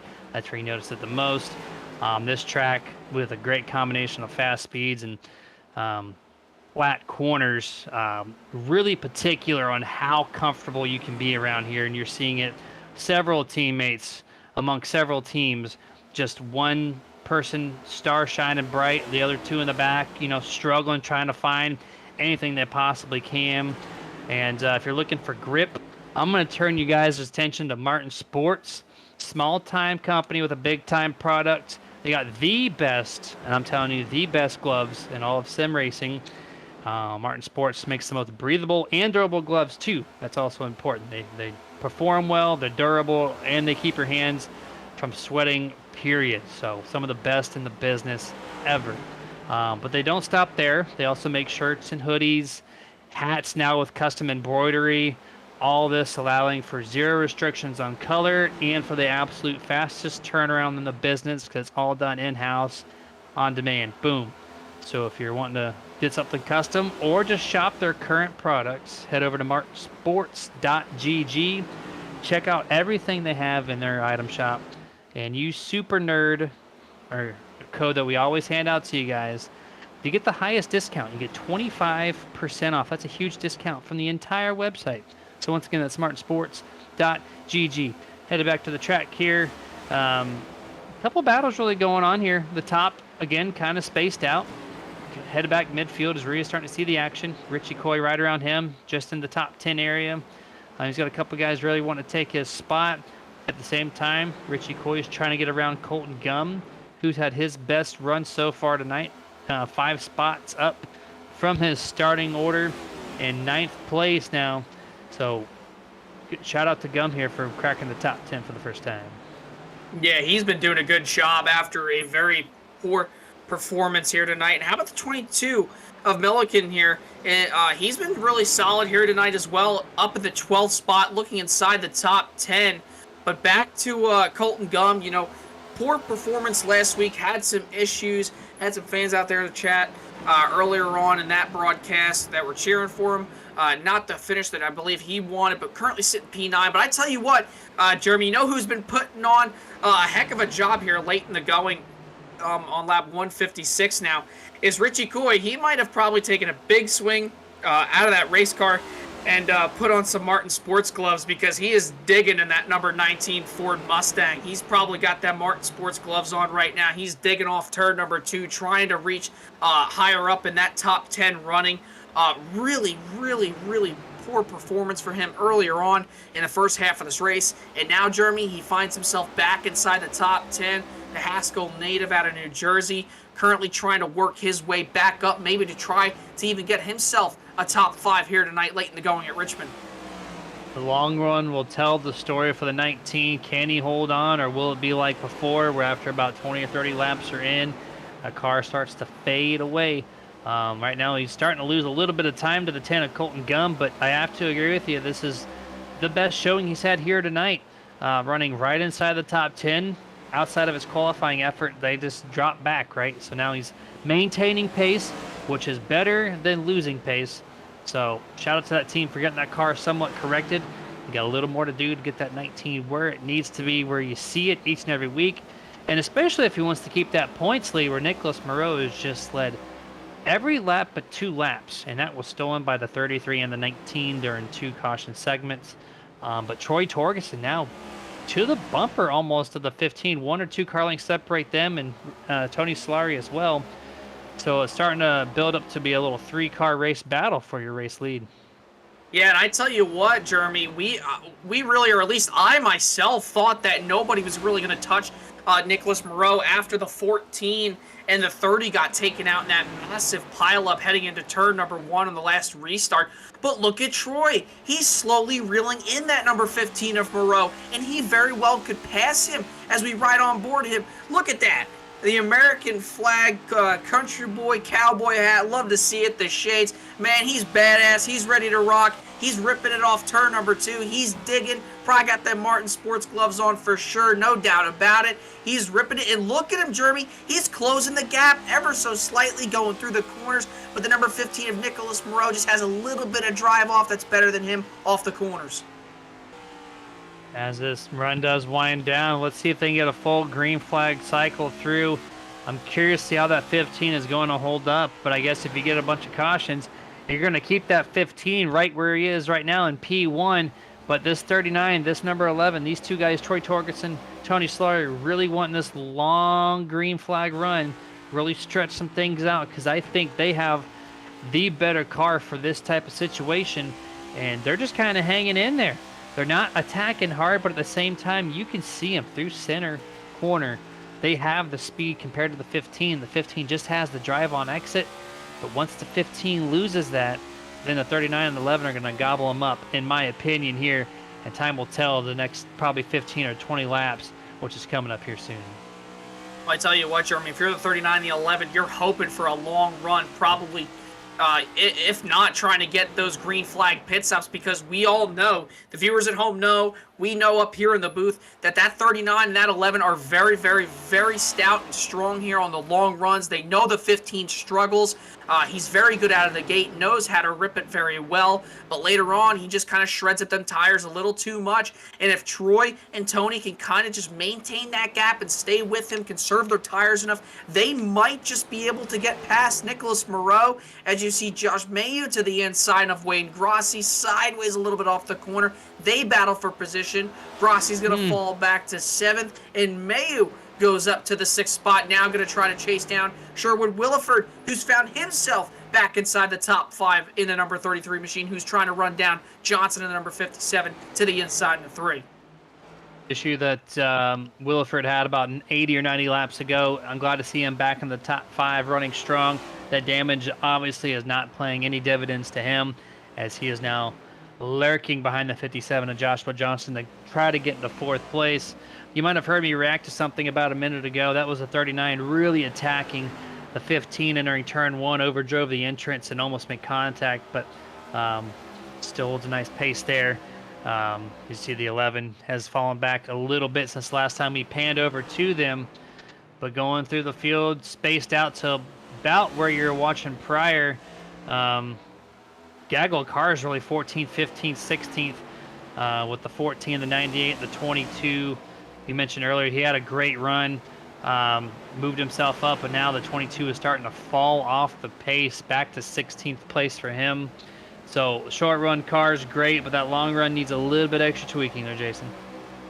Yeah, for sure. Some of these guys, if they do get another green flag pit stop, which they will, as you see the 47 there of Hedrick gets right to the back bumper of Richie Coy, who's dropped back to 13th. Maybe that long run starting to play a factor as we ride on board the backwards hat profile pick looking guy.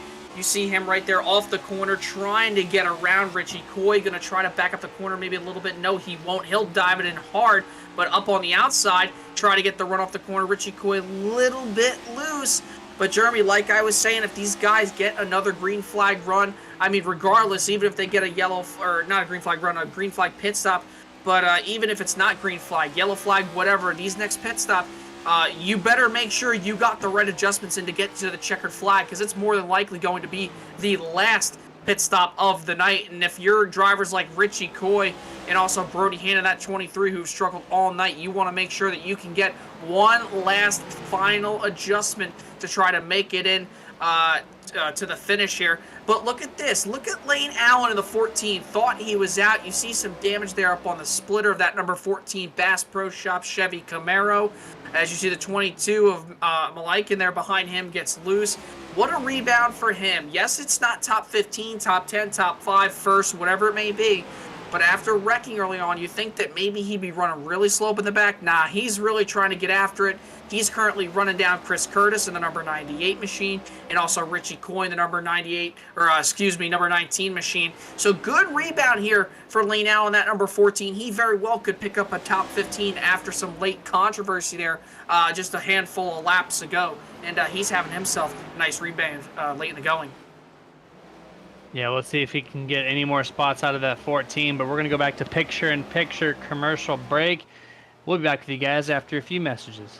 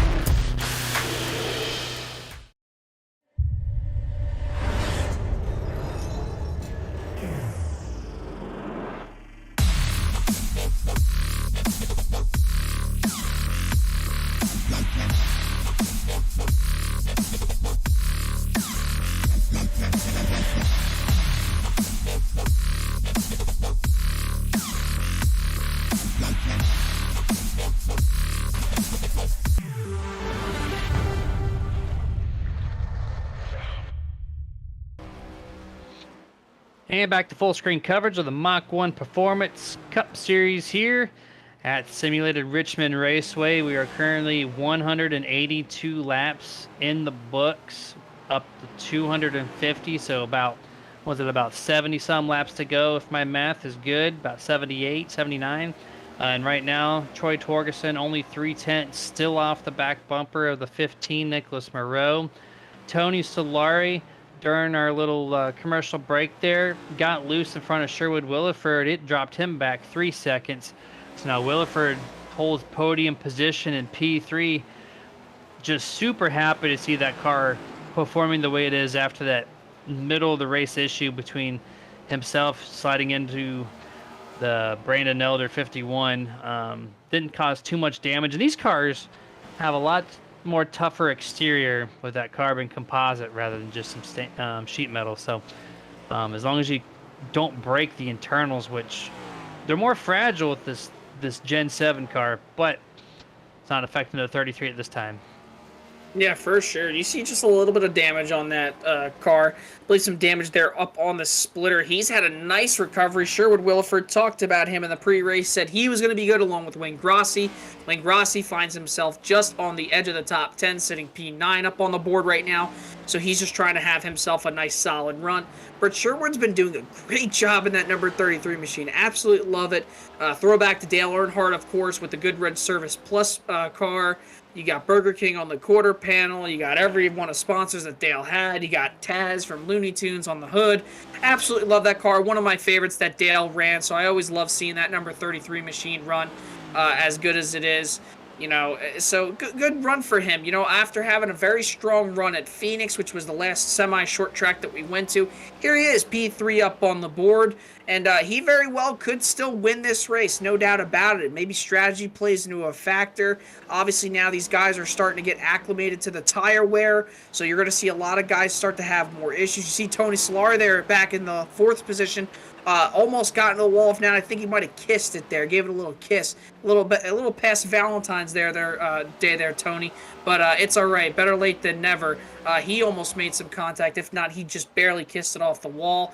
You see Johnson there in 5th, Mayhew in 6th. So all these guys really starting to get acclimated, Jeremy, to the tire wear, and they're really just trying to keep the tires on it, try to hope that they can get to the green flag pit stops, if not hoping for a caution here so they can all get down to the pit road and get some 4 fresh Goodyear Eagles. Alan Crowell, while you were just talking right there off of turn 2 last lap, hit the outside wall right in front of your race leader, the 15, Nicholas Moreau. Checked up the 39 of Torgerson, the 87 of Michael Blackner just a little bit, so it's going to throw Torgerson about a second and a half now behind your race leader Nicholas Moreau. So issue with a lap car now kind of affecting the race here just a little bit. Troy was maintaining pace up until that point, and now he's got to kind of regroup and get going. He's lost another tenth and a half that last lap around the track.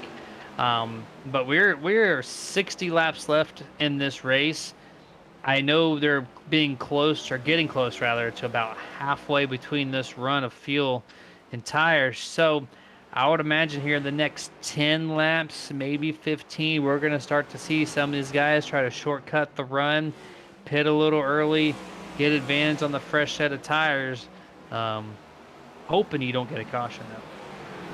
Yeah, some of these guys definitely don't want a caution, especially if you're Nicholas Moreau. You've dominated the race. You don't want to see a late race caution. You want to just try to get to the finish here. We're approaching lap 200. Once we get to that, lap 201, there will be 50 laps to go, but everybody trying to just work around some of the drivers that are slower than them. Obviously, some guys better at tire conservation than others. You see the 30 of Bartel. What a comeback.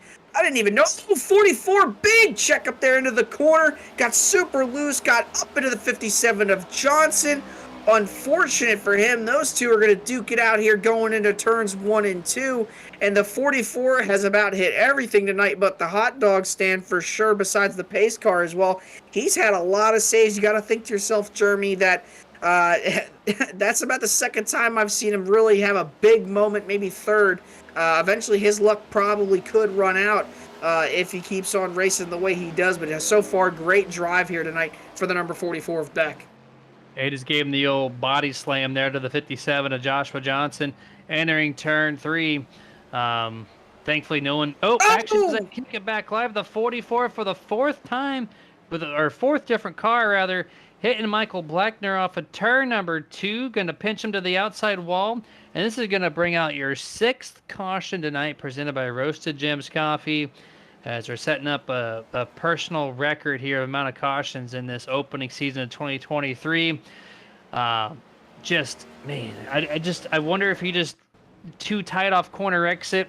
They couldn't do anything. We saw him a couple laps ago with a hit on the 57 where he missed the corner, so I know those tires were not in the proper condition. Yeah, well, I guess I'm the commentator's curse tonight there. So sorry, Mr. Beck. Love that 44 scheme, absolutely beautiful. We'll have to take another look here at the Nerd TV replay. Want to see maybe if we can get a better angle here. You see him off the corner. Yeah, it just comes right up into the 87 machine, unfortunately. That's Blackner right there. And that number 87 or 97, can't really tell, but that Red Bull Ford Mustang. Unfortunate, you got guys that are just on older tires also, trying to get around them. Saw him to the inside. Probably thought he was going to be clear off the corner. Unfortunately, 87 was still there. 44 just comes right up and basically cleans himself out there off turn number 2. So tough break there for Mr. Beck in that number 44 machine.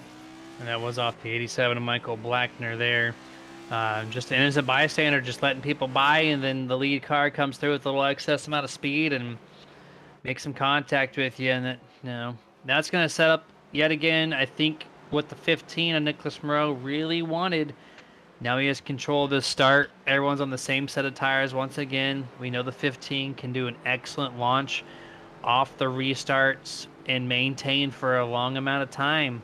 When we go back to green flag, inside 50 laps to go, this is set up to be all for the 15, though keep your eye on the 33 of Williford, who's going to be starting just behind him in row 2. He might put on a show for you guys as he moved himself, back from that wreck all the way up back to 3rd. Yeah, he very well could. You've seen that Troy Torgerson and Sherwood Williford have made the gains enough to kind of stick with Nicholas Moreau. Just one good start, if they could get one good start. But since, Nick is obviously going to be restarting first here, pretty much, Nick's going to have the upper hand going into the Geico restart zone when they go back racing, because obviously, Jeremy, you made up a great point earlier on the last restart, that curved front stretch, so the inside lane is going to have the run by taking that shortest route around heading into turn number 1, so he's already at an advantage, really.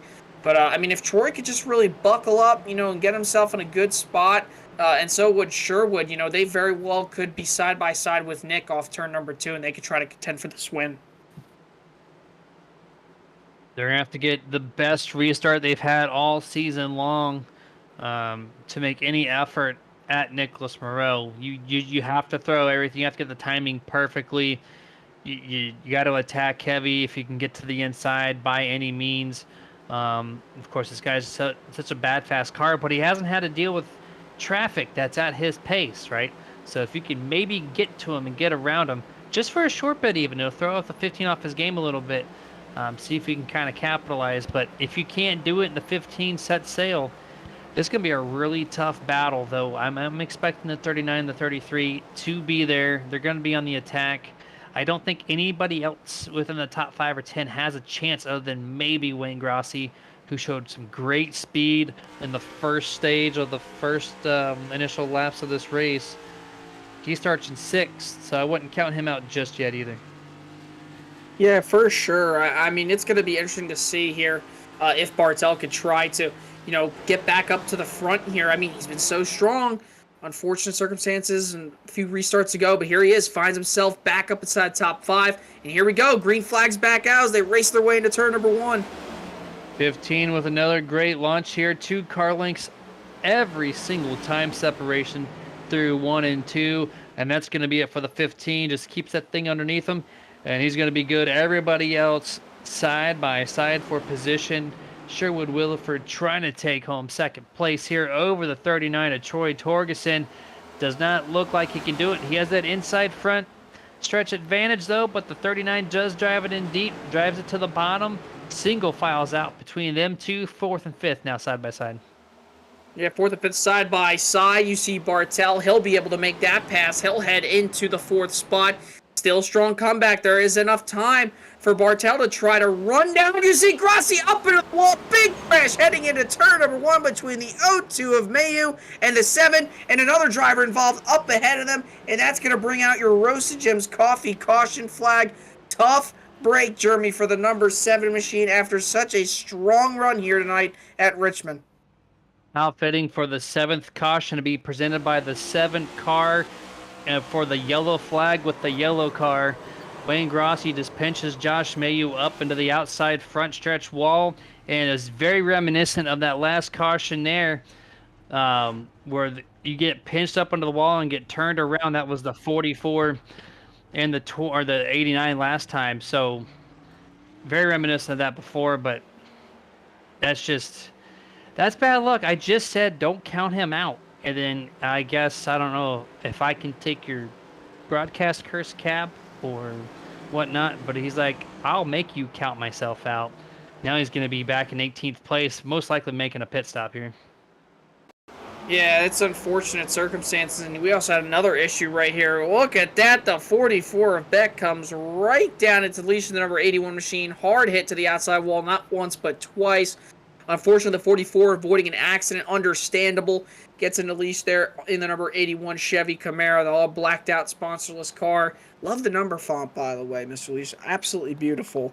Bringing it back to DEI days, but I love the gold with the neon green type outline. Reminds us of the Nerd TV green color. But yeah, unfortunate circumstances there. Just trying to avoid the accident there. You saw Beck try to dive down the inside. Probably didn't know the 81 was really there all that much. And, I mean, it happens, though, Jeremy. That's just unfortunate product of trying to avoid an accident. You're so focused on making sure that you yourself get around the accident that you're not really fully aware of what's around you there. Chris Beck, the 44, has parked and retired this event after his fifth wreck, essentially, or fifth contact with another guy, I should say. Just a really bad day overall for the Chris Beck team. They got to regroup and try to get the most as they can next week as we head off to some Bristol dirt action.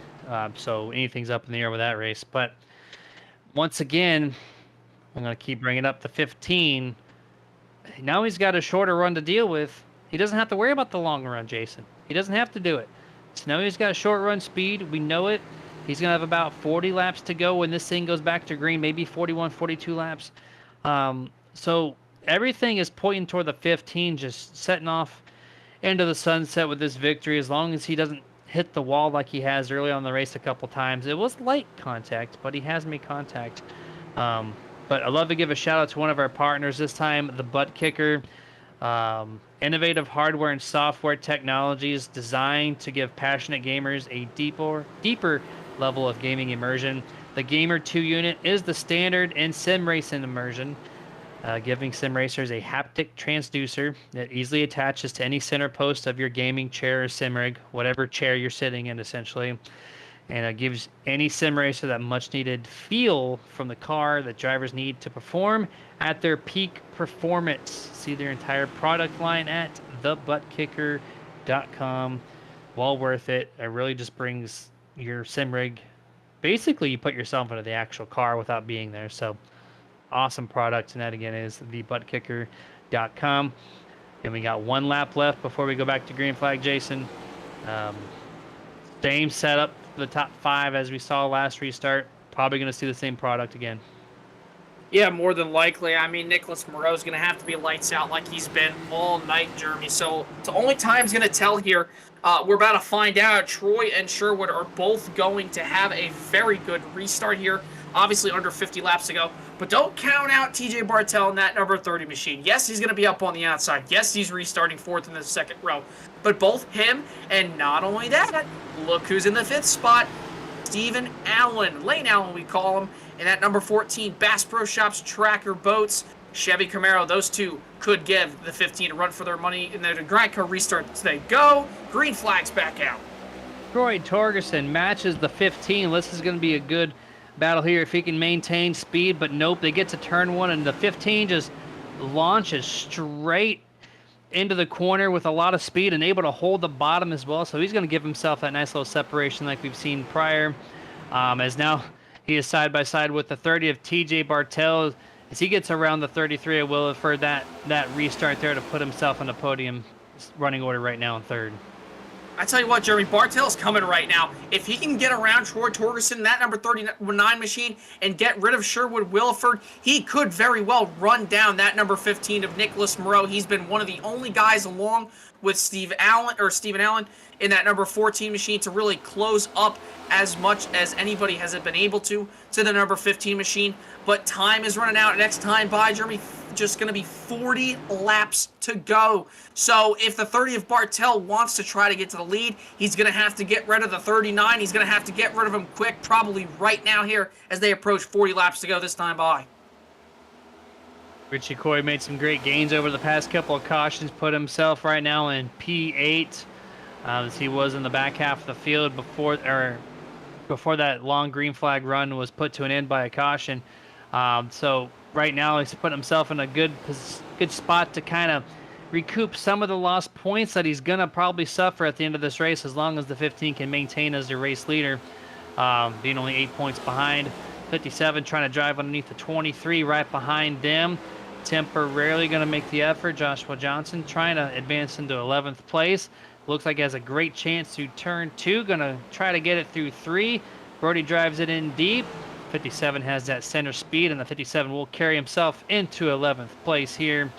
Headed back up through the top 5, single file all the way through. It looks like Robert Miliken, that guy's hit a couple guys tonight, but each and every time he seems to recoup and find himself in a great spot here, this time 2 spots outside the top 5. Yeah, it seems like everybody here tonight has had somewhat a little bit of trouble, whether it be they've wrecked, whether it be they have had damage, they've been in the wall, they've been spun, they've been crashed on a big restart wreck, they've just dropped back due to poor handling, due to the tires, whatever it may be, etc. There's been everybody here tonight besides, oh my goodness, the 22 almost gets loose into the inside of Tony Solari there. It almost clipped him right there in the right rear quarter panel off turn number 2. They were able to save it. But man, everybody here tonight, Jeremy, has pretty much had an incident besides that number 15 of Nicholas Perot. He's probably the only guy here who hasn't had one. And he's continuing to be stout here. Big moves there behind them. That's the number 19 of Richie Coy. Strong run, recovery, back up into the top 10. Josh Mayhew and Johnson right there, the number 57 machine right there off turn number 2. Big moments for them. They're slicing and dicing their way, trying to get up through this field here off turn number 2. Yeah, they're trying to get everything they can out of this car. There's a shorter run to the finish here, as we got 35 laps to go, now 34 at the start-finish line this time. Keeping our eye out through the top 5. TJ Bartel's showing some late run speed here in the late part of this race, holding 3rd place over Sherwood Williford, who's had a good effort here the past couple of restarts, but that car just on the short run cannot carry any speed. And look behind him, the 14 of Lane Allen, the same guy on that restart where the misshift happened and he clobbered the inside wall. He almost went a lap down, made some repairs right before the pace car got to him. He pulled out a pit road, came back, repaired it some more, and this guy has carried himself from about 18th spot into the top 5. Yeah, it's been a good recovery for that number 14 of Steve Allen. And not only him, but 30 of TJ Bartel there as well. I mean, he's the one who triggered off that entire huge wreck, and here they are finding themselves both 3rd and 5th now. So great recovery for both of those Chevys. I mean, what can you say? I really didn't expect to see them back up here at the front, obviously, with the amount of damage they had, and obviously the incidents and putting them all the way in the back. But due to the a little bit shorter field than what we've usually seen these past few weeks, Jeremy, definitely played a factor in them getting back up towards the front for sure. But regardless, I mean, it's Richmond tire wear, and we have a caution here on the racetrack. But still, shout out to those guys. Great runs, but that's going to be another Roasted Gems Coffee caution flag. Wonder what happened here. And it looks like it was a couple drivers here in the back. We're going to take a look at the Nerd TV replay.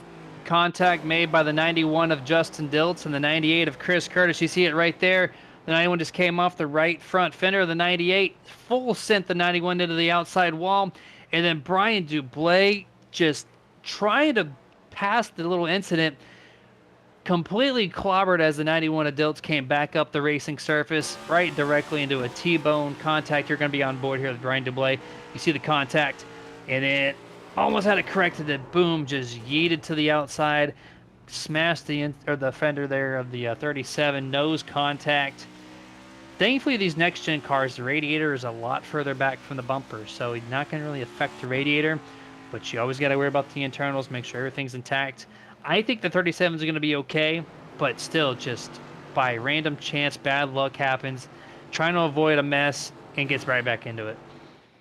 Yeah, unfortunate circumstances, and the 91 almost had it saved there going into turn number 1, but unfortunate circumstances overcorrects it, and that's the thing, Jeremy, these next-gen cars are so hard to save. You know it, I know it, these drivers out here know it.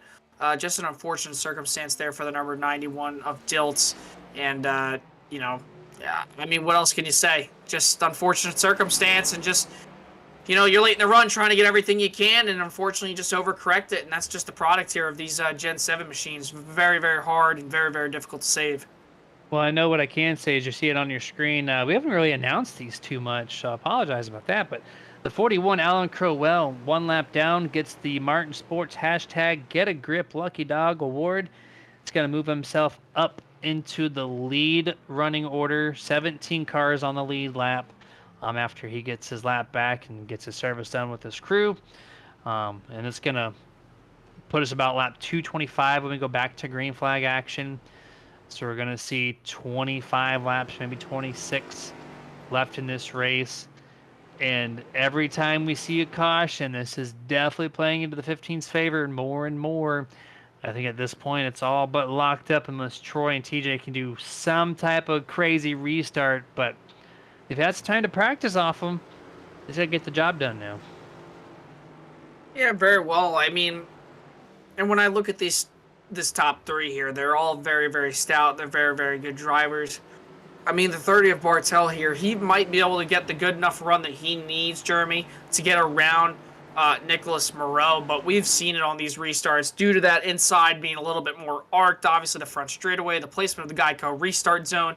I mean, Nicholas Moreau just has a huge upper hand here. I mean, maybe if it was a pure straightaway like you see the back stretches, you know, maybe Bartel would have, you know, the option, and along with Troy Torgerson, to try to make a move and maybe get a big enough run. But you know, you can't push, obviously, going down the front straightaway because it's art. So you can't be pushing a guy into the restart zone, or else you're just going to cause calamity. And it's unfortunate the way it is. And, you know, that's why the leader just really jumps out ahead the way you see them. You guys are lined up side by side. That means we got 1 lap to go before we go back to green flag. It will be a 25-lap shootout from this point forward. Let's see if these guys can go all 25 laps under green flag. 15, I know Nicholas Moreau, he's like, let's just get it going, man. And everybody else is like, give me that one more chance, you know? Give me that one more chance. I think I can get him this time. I know I've had 9 efforts, but maybe this time will be the time. Maybe we'll see another guy miss shift or spin the tires. These tires are older now, so very well could have at least one car, you know, gas it up a little too hard and cause tire spin. We're going to go back to green flag action here, and it looks like the 15 is going to do the very same thing he's always done, but TJ Bartel in the 30 makes a quick effort to the bottom of Troy Torgerson here, trying to battle for second place side by side through corner exit. These guys are a lot closer to the 15 this time around. Yeah, but the 30 gets way up the racetrack there. Other drivers getting really sent in there. You saw Steve Allen go way high. Here comes the 30. He might be able to get to the inside of the racetrack. No, he won't. The 15 slams the door. This is the closest anybody has been to Nicholas Moreau all night. These guys were going to have to get single file here shortly, or else Nicholas Moreau is going to just dart away as you ride on board the back bumper cam. Shout out to Justin with all the great angles here tonight. Torgerson gets clear of Bartel, and now he's going to try to run down Nicholas Moreau in that number 15 machine heading into turns 1 and 2. And in turn 3 that time, we had 3 wide between the 10, the 19, and the 47, but they quickly sort that out as there's 2 by 2 by 2. But yeah, the action right now at the race lead. You've seen the 15 gather just a car length or so from the 39. That was such an opportunity wasted, I think. I know they want second place. I know they want their shine for the victory. But the 15 was in reaching distance. They could smell the fumes coming off that car, but yet they were side by side. They could not advance their position at all, and it allowed the 15 to drive away just enough to give a little breathing room between him and second place. Now, since Troy does have that position, what can he do? He's got 21 laps to figure this out. He's got to match the corners. He's got to try to figure out how to pace with them, maybe get a little bit faster as the time is ticking down here. Yeah, time is ticking down for sure, Jeremy. Lap car ahead of him. I believe it is the number 91 machine of Justin Dilts, I think. But if not, I mean, these guys, and yes, it is the number 91 machine of Justin Dilts. He could play a factor. You see him right now. And not only is he playing a factor by being a lap car, but he is creating dirty air for Nicholas Moreau. And that very well could be a huge benefactor for TJ Bartel and Troy Torgerson as they're slowly trying to reel him in. Nicholas Moreau is going to have to get rid of Dilts quickly if he wants to maintain the lead here. As you see the number 19, Richie Coy, diving down to the bottom of Sherwood Williford, and also Wayne Grossi there in the mix, along with Colton Gum. Big moments here late in the going at Richmond, coming to just 18 laps to go this time by. 2 by 2 for these guys here, trying to see who's going to get inside the top 10 and who's not. The 19 gets a great launch off the corner exit, really pushes the 33 close to the outside wall. Still no contact to be had. These guys are still side by side, 2 rows deep here, coming through turns 1 and 2. 33 loses a little bit of ground there, almost saw 3 wide. The 7 of Wayne Grossi decided twice on it. 19 slow through turn 3 that time, allowing 33 to get a great launch through the upper half of the track in 3 and 4. Just not enough able to clear the 19 as they're still side by side through 1 and 2. Yeah, Richie Coy had a big moment there off turn number 2. He's starting to get a little bit loose. Everybody really, as you just see these guys jockeying for position with just under 17 this time by, hitting 16 laps to go up on the virtual scoring pylon here at the virtual Richmond Raceway. Nicholas Moreau trying to move around it, and look at this. Interesting, Tony Solari has moved up into the 2nd position. I wonder if there was some contact, and look at this. This is the closest anybody has been to Nicholas Moreau all day. The 11's going to go to the outside of the racetrack, trying to look for the lead. This is outstanding racing here. Can you believe it? The 49-year-old out of Illinois trying to close the gap on Nicholas Moreau. Unfortunate circumstances late in the going for Torgerson and Bartel. Tony Solari capitalizes to pass 2 for 1. Here he goes in the 2nd position. He's trying to look to the outside of Nicholas Moreau. This time by 14 laps to go here in Virginia. Taking me by surprise, I went through and looked at the lap times, and the number 11 Solari was the last one to pit on that last restart. Nobody else came down. So even though it's a short amount of difference on laps of tires, it's playing huge dividends here for the 11, looking like a superior. Going to the inside for the first time, maybe a green flag lead change will be had, and the 11 will beat Nicholas Moreau. So right now, actually, nope, I think it was a dead heat to the line, 1/1000th of a second, that time going to Nicholas Moreau, but there goes Tony Solari, the first official lead change under green flag situations, and no what better time than just over 10 laps to go. This is going to be an upset here due to a late race pit stop call that no one really expected that would work, and it's working right now for Tony. Yeah, this is crazy. I can't believe we're talking about Tony Solari, who's been pretty much in the top 5 to top 3 all night long. So it's not like he doesn't deserve this, but you just talked about a little bit fresher tires than the rest of the field. That could play dividends. But hey, listen, Jeremy, he still has 11 laps to go up on the board. He still needs to play a little bit of tire conservation, because if he runs it super hard, Nicholas Moreau might be able to run him down. So, I mean, if you're Tony, you have that gap between you and Moreau. Just run it clean, just run it quick. You don't have to be the fastest car on the racetrack. Just be consistent, hit your marks, and try to drive away from that number 15. Yeah, it's got to be hard to see that you led 237 laps just to not be able to compete for the race win by the 11 just pulling away. His tires are probably no more than 10 laps fresher, and you're seeing all the world of the difference that this is having for that guy. He's got a second of a lead over the 2nd place Nicholas Moreau. Troy Torgerson under fire by the 0-2 of Josh Mayu, which I'm surprised to see this. Josh Mayu put on some strong speed as the 39 starts to drop back a little bit, pulls him outside of the podium position in P4. Now the 47, Ryan Hedrick, running his best race of the night, has cracked the top 5. He's looking down the back bumper of Troy to get 4th place. Yeah, I'm not too sure, Jeremy. I don't have any data right now up on my screen, but I believe Josh Mayu and Hedrick might have pitted that last caution. Not too sure. And I believe they possibly have. they're running really strong. And yes, they did. Thank you very much, Dustin. So they are also on similar tires to Tony Solari. So if this race gets a late race yellow, you're going to see most of those guys come into the pits probably that obviously aren't on fresher tires. But if that's not the case, Tony Solari and Mayu and also Hedrick, they could be battling for the win. You just see how much those tires are paying off. 15 way high in 3 and 4. He's going to move up out of the way. And Mayu and Hedrick, you might just have a race. They're going to try to run down Tony Solari in the 11, but you just see, guys, that he is so far out ahead. I don't know if they're going to be able to run him down, but Tony Solari doing a great job holding the lead. Got to be cool, calm, collective, hit his marks, and he's just praying for no yellow. But I said it once, and I had the commentator's curse. Hopefully I don't. Tony Solari is looking to steal one away from Nicholas Moreau late in the going here tonight at Richmond. Last caution, 11 laps to go. The top 3 that you see did pit.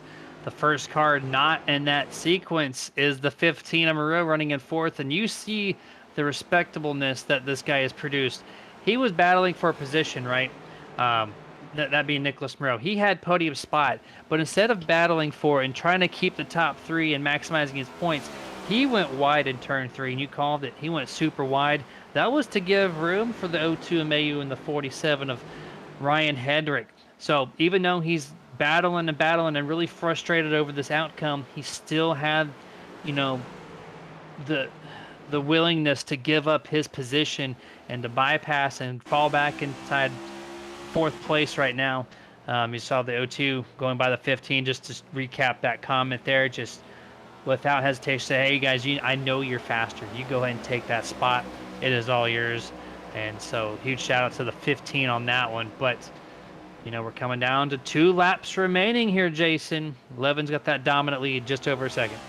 Yeah, but I wouldn't really call it a dominant lead, though, Jeremy. That 02 of May has been posting some of the fastest lap times this last time around, and he's closing the gap. We could see a little bit of Carl Edwards and Kyle Busch, if you remember back in 2016, put the bumper to his teammate in turns 3 and 4, this time by white flags in the air. 1 lap to go here from Richmond, and Mayu is closing the gap on Tony Solari. He looks to the inside. Solari slams the door, heading into turns 1 and 2 for the final time.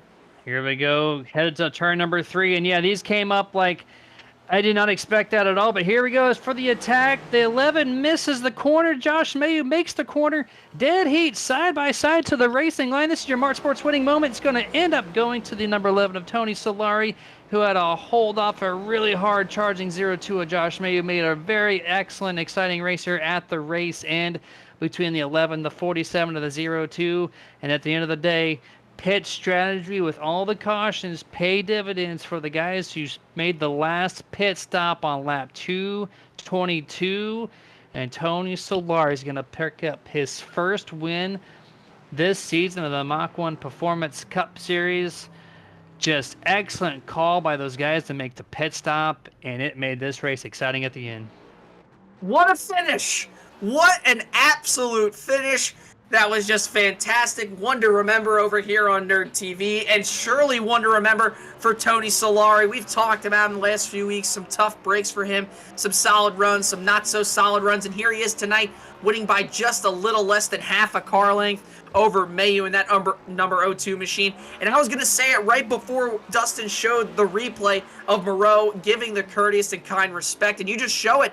If it wasn't for Nicholas Moreau giving up his second and third place spot to Mayu and also the other driver there of Hedrick, that may have not even happened there. We're going to take a look at the Nerd TV race replay heading in to turn 3. This is obviously for the final time, I believe. Yes, it is, as we're going to rewind it back just a little bit. You saw the 02 closing the gap ever so slightly as the laps winded down here.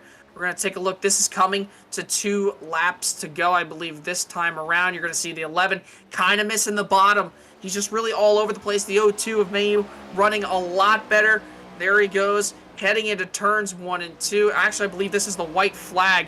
The 02 dove it down to the bottom. Solari slammed the door. He ran a little bit higher, got tight off the corner. The 0-2 of Mayu had a huge run down the back straightaway. The 11 completely misses the bottom, opens up the door for Mayu.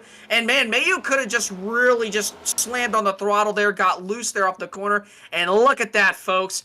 Half a car length practically. Tony Solari, the number 11 Ford Mustang, picks up the victory. Wow. What a race. The prize top three, what a race indeed. And this is going to bring us to our unofficial race results for tonight. We're going to recap the 26 positions in this race. Tony Solari obviously bringing home the checker flag. Josh Mayu second. Ryan Hedrick's going to finish in third. First podium for him this season. Nicholas Moreau does end up going to fourth. Troy Torgerson fifth. Robert Malaykinen in sixth. TJ Bartel seventh. Wayne Grossi in eighth. Colton Gum finishes in ninth, and the round out tonight's top 10, Joshua Johnson. Yeah, and then heartbreak for Steven Allen after having a strong run, got involved in that late race wreck, came back. He just falls short of the top 10. He'll come home 11th. Sherwood Williford, unfortunate ending for him tonight, top 12. He'll finish in the 12th spot. Brody Hanna. I'd say that's a good recovery for both of those guys. Those two teams, the 23 and the 19, struggled all night, fell way back. They're on the lead lap, finishing 13th and 14th. That's Brody Hanna, Richie Coy. Alan Crowell finishes 15th. And then Michael Blackner, last car up on the lead lap, finishes 16th. 17th, Brian Dublé. 18th, Timothy Stubblefield, also known as Stubbs. 19th, Justin Diltz. And Chris Curtis rounds out your top 20, the number 98 machine, 6 laps down. 21st place, you're going to find Justin Lish, 22nd, Steve Loomis. 23rd, Chris Beck. 24th, Stephen Lou Allen. 25th, Brandon Elder, after a really strong race, had a back out early after multiple incidences. And James Wallace in the 67 did not start but was registered, so he will finalize the field 26 car entry here.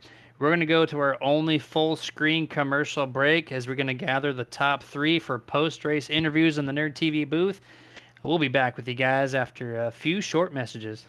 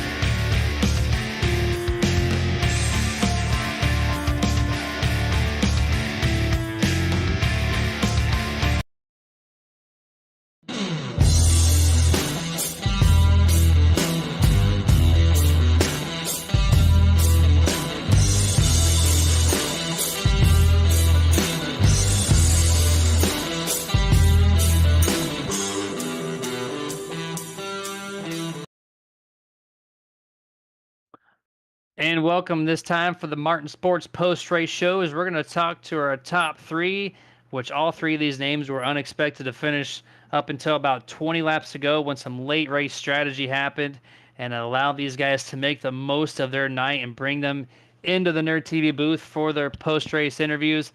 First one on the list going to be the number 47 of Ryan Hedrick. Mr. Ryan, do you have a copy?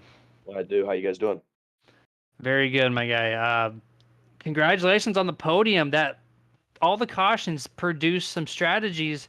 You, along with the top two guys, and then a couple others behind you as well. You guys pitted, and it just, even though the tire lap difference wasn't that much compared to like Nicholas Moreau, who did have that fall off.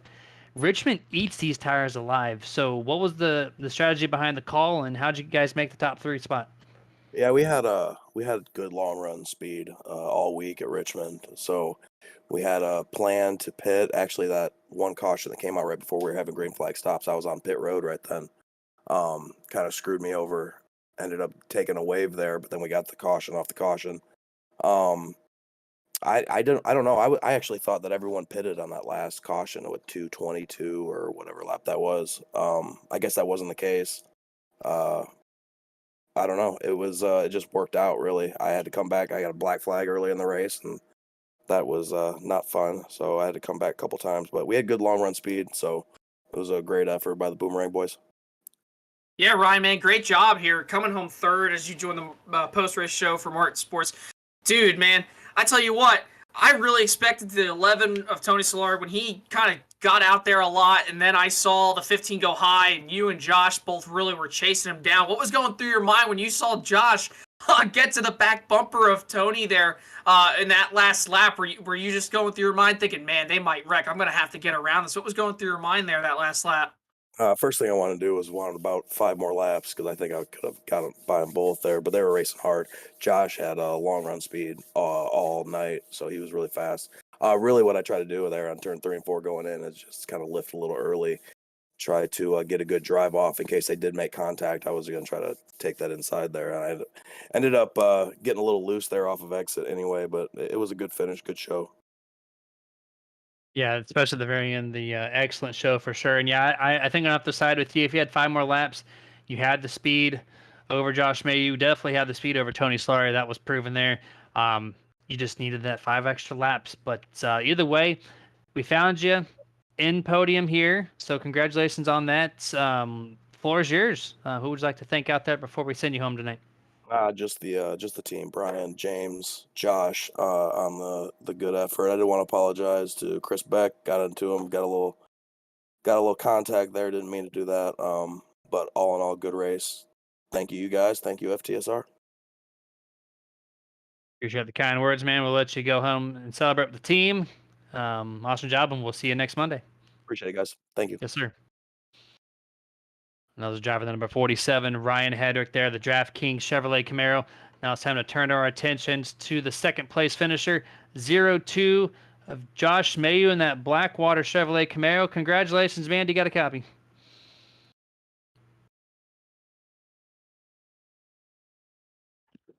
Josh, this is Jeremy from the Nerd TV booth. You got a copy.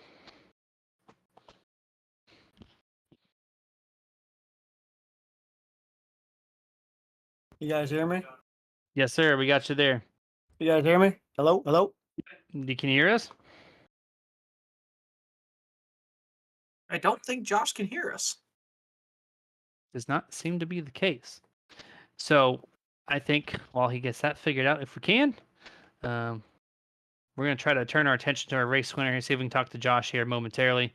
So, Dustin, producer, can you actually, I can't even see if we can get Josh out of here and talk to, there we go, Mr. Tony Solari. We're going to bring in to the Martin Sports Victory Lane, Mach-1 Performance Victory Lane, rather, Mr. Tony Solari. You got a copy? Hey, what's up, guys? I know Josh was having some mic issues. I've been text chatting him because he was having mic issues throughout the whole race, from what I understood, but apparently in Discord too. Yeah, we can hear him, but he can't hear us. So maybe your texting help can get him to where he needs to be. But turn the attention to you, Mr. Solari. Out of nowhere, you find yourself in the Martin Sports Victory Lane. And man, what the strategy to pit on that last caution there caught the 15 off guard, who thought maybe he had the car to beat. But just the short amount of laps difference between you and the 15 said it all. You drove away from the 15, and then at the very end, you had to fight off the 0-2, hard charging through 3 and 4. Walk us through the final restart and how you got to the lead, and then how you're able to hold off the 0-2. Well, it's a surprise for me to be up here. Obviously, the team didn't have a great setup. I was running a Buster setup, believe it or not, and the rest of them were running something different. And yeah, I figured I'd play that strategy at the end. I was hoping for, we'll get in, take tires. Fortunately, I was the first guy in. And then I just had to work through the rest of the field for the last 20 laps, praying that there wasn't going to be a caution. Josh is good too, and I didn't, I wasn't really thinking of him back there at first, but with 3 to go, I saw his name pop up, and starting to bite my nails a little bit trying to get through these corners, and I had just enough to hold him off. Another lap or 2, yeah, I wouldn't be here, but hey, it's an oval and it's paved, and I actually won a race, and I'm impressed with myself, to be honest. Hey, man, you should be impressed with yourself, Tony. You did one hell of a job here tonight, man. You talked about your 2 teammates, so I guess 2-part question. One, were you helping them out with their setups as the race progressed? Because I kept saying, I was like, man, Brody and Richie not doing so well. They're always strong. And here's our teammate, Tony. I don't know if he's doing something wrong. I don't know if they're on the same setup, so maybe Tony's benefiting from it. Were you helping the first part? Were you helping them out at all, trying to make those adjustments as the race progressed for your teammates being Brody and Richie? And also, man, what was going through your mind on that last lap when you saw those guys coming? Well, as far as setup goes, I don't really have too much to offer in the paved ring. So Richie made a change on his car after the first run, and I tried it out on this thing, and it seemed to help me throughout the rest of the run, and I was able to kind of work up to about 4th.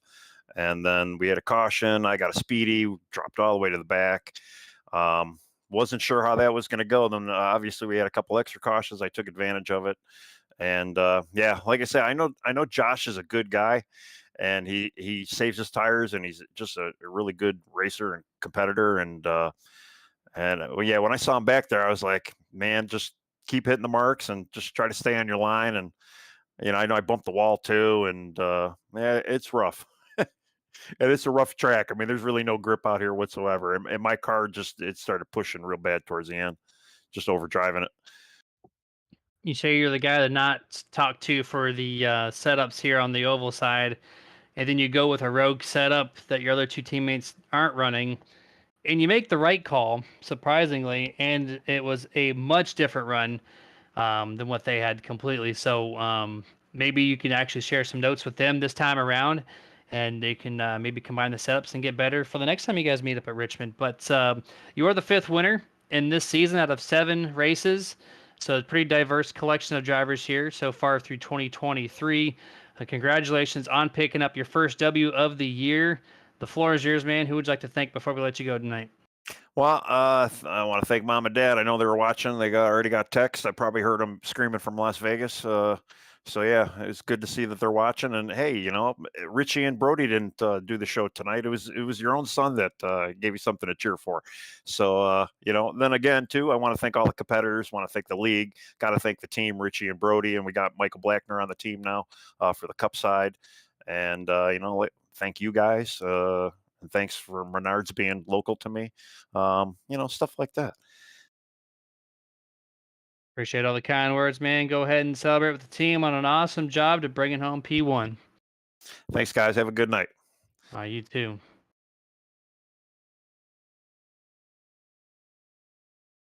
And that was your race winner there, Mr. Tony Solari in the number 11 Menards Ford Mustang. Joshua Late saying, go Ryan. He got himself a top 3 podium spot there. Awesome job by him to get that done. And then Josh Mayu 4 minutes ago had said there's something wrong with the audio. We're going to try to bring him back in one quick time to see if we can get a word with him, see if he's got something resolved. We're going to try one last time, Mr. Josh Mayu. Can you hear us?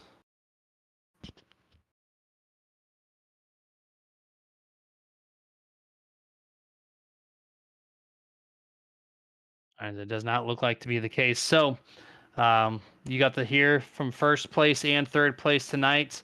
Maybe we'll be able to talk to Josh Mayu shortly in the following weeks here if he can continue to get better and better each and every week for this 2023 opening season. But until then, Josh, congratulations on your second place finish. If you do watch this back, we wanted to talk to you, but maybe here sometime soon. Jason, we're going to round out this thing tonight's final thoughts of this Richmond 250. What a race. I mean, what a race. It had everything you pretty much wanted. We thought it was going to be the Nicholas Moreau show. Late caution brings in some strategy, some guys from the mid to back of the pack pit, Next thing you know, a few laps, different tires, man, and it played a benefactor there for the number 11 machine of Tony Solari. I mean, what a run, for his two teammates being really slow early on in the going to them getting rebounded, and for, I believe they had top 15, if not top 12 finishes. And here he is, passes the best of the business tonight, Nicholas Moreau. He said, hey, man, get out of my way. I'm going to come and win this thing. And sure enough, he did. And he almost about lost it off turn number 4 to Josh Mayu. But Josh, congratulations on his second place finish, man. Like you just said, if he's watching this, Josh, heads up driving by you, man. You could have absolutely doored Tony coming off 4. You got loose. Obviously not the finish you wanted, but it's a good enough finish to come home and be proud with. So shout out to Josh, and obviously, Hedrick obviously had a good run there. And I believe him, man. If he would have had about maybe 3 to 5 more laps, I think he might have done something. But Tony Solari, excellent drive here tonight, from being in the top 10 to the top 3, falling back, and all the way up to finish in P1 here tonight. Jeremy had a blast calling this race for sure, and what a finish. Yeah, that ending, the whole race was great, but the ending especially kept us on our toes, and we didn't know who was going to bring home the checker flags there.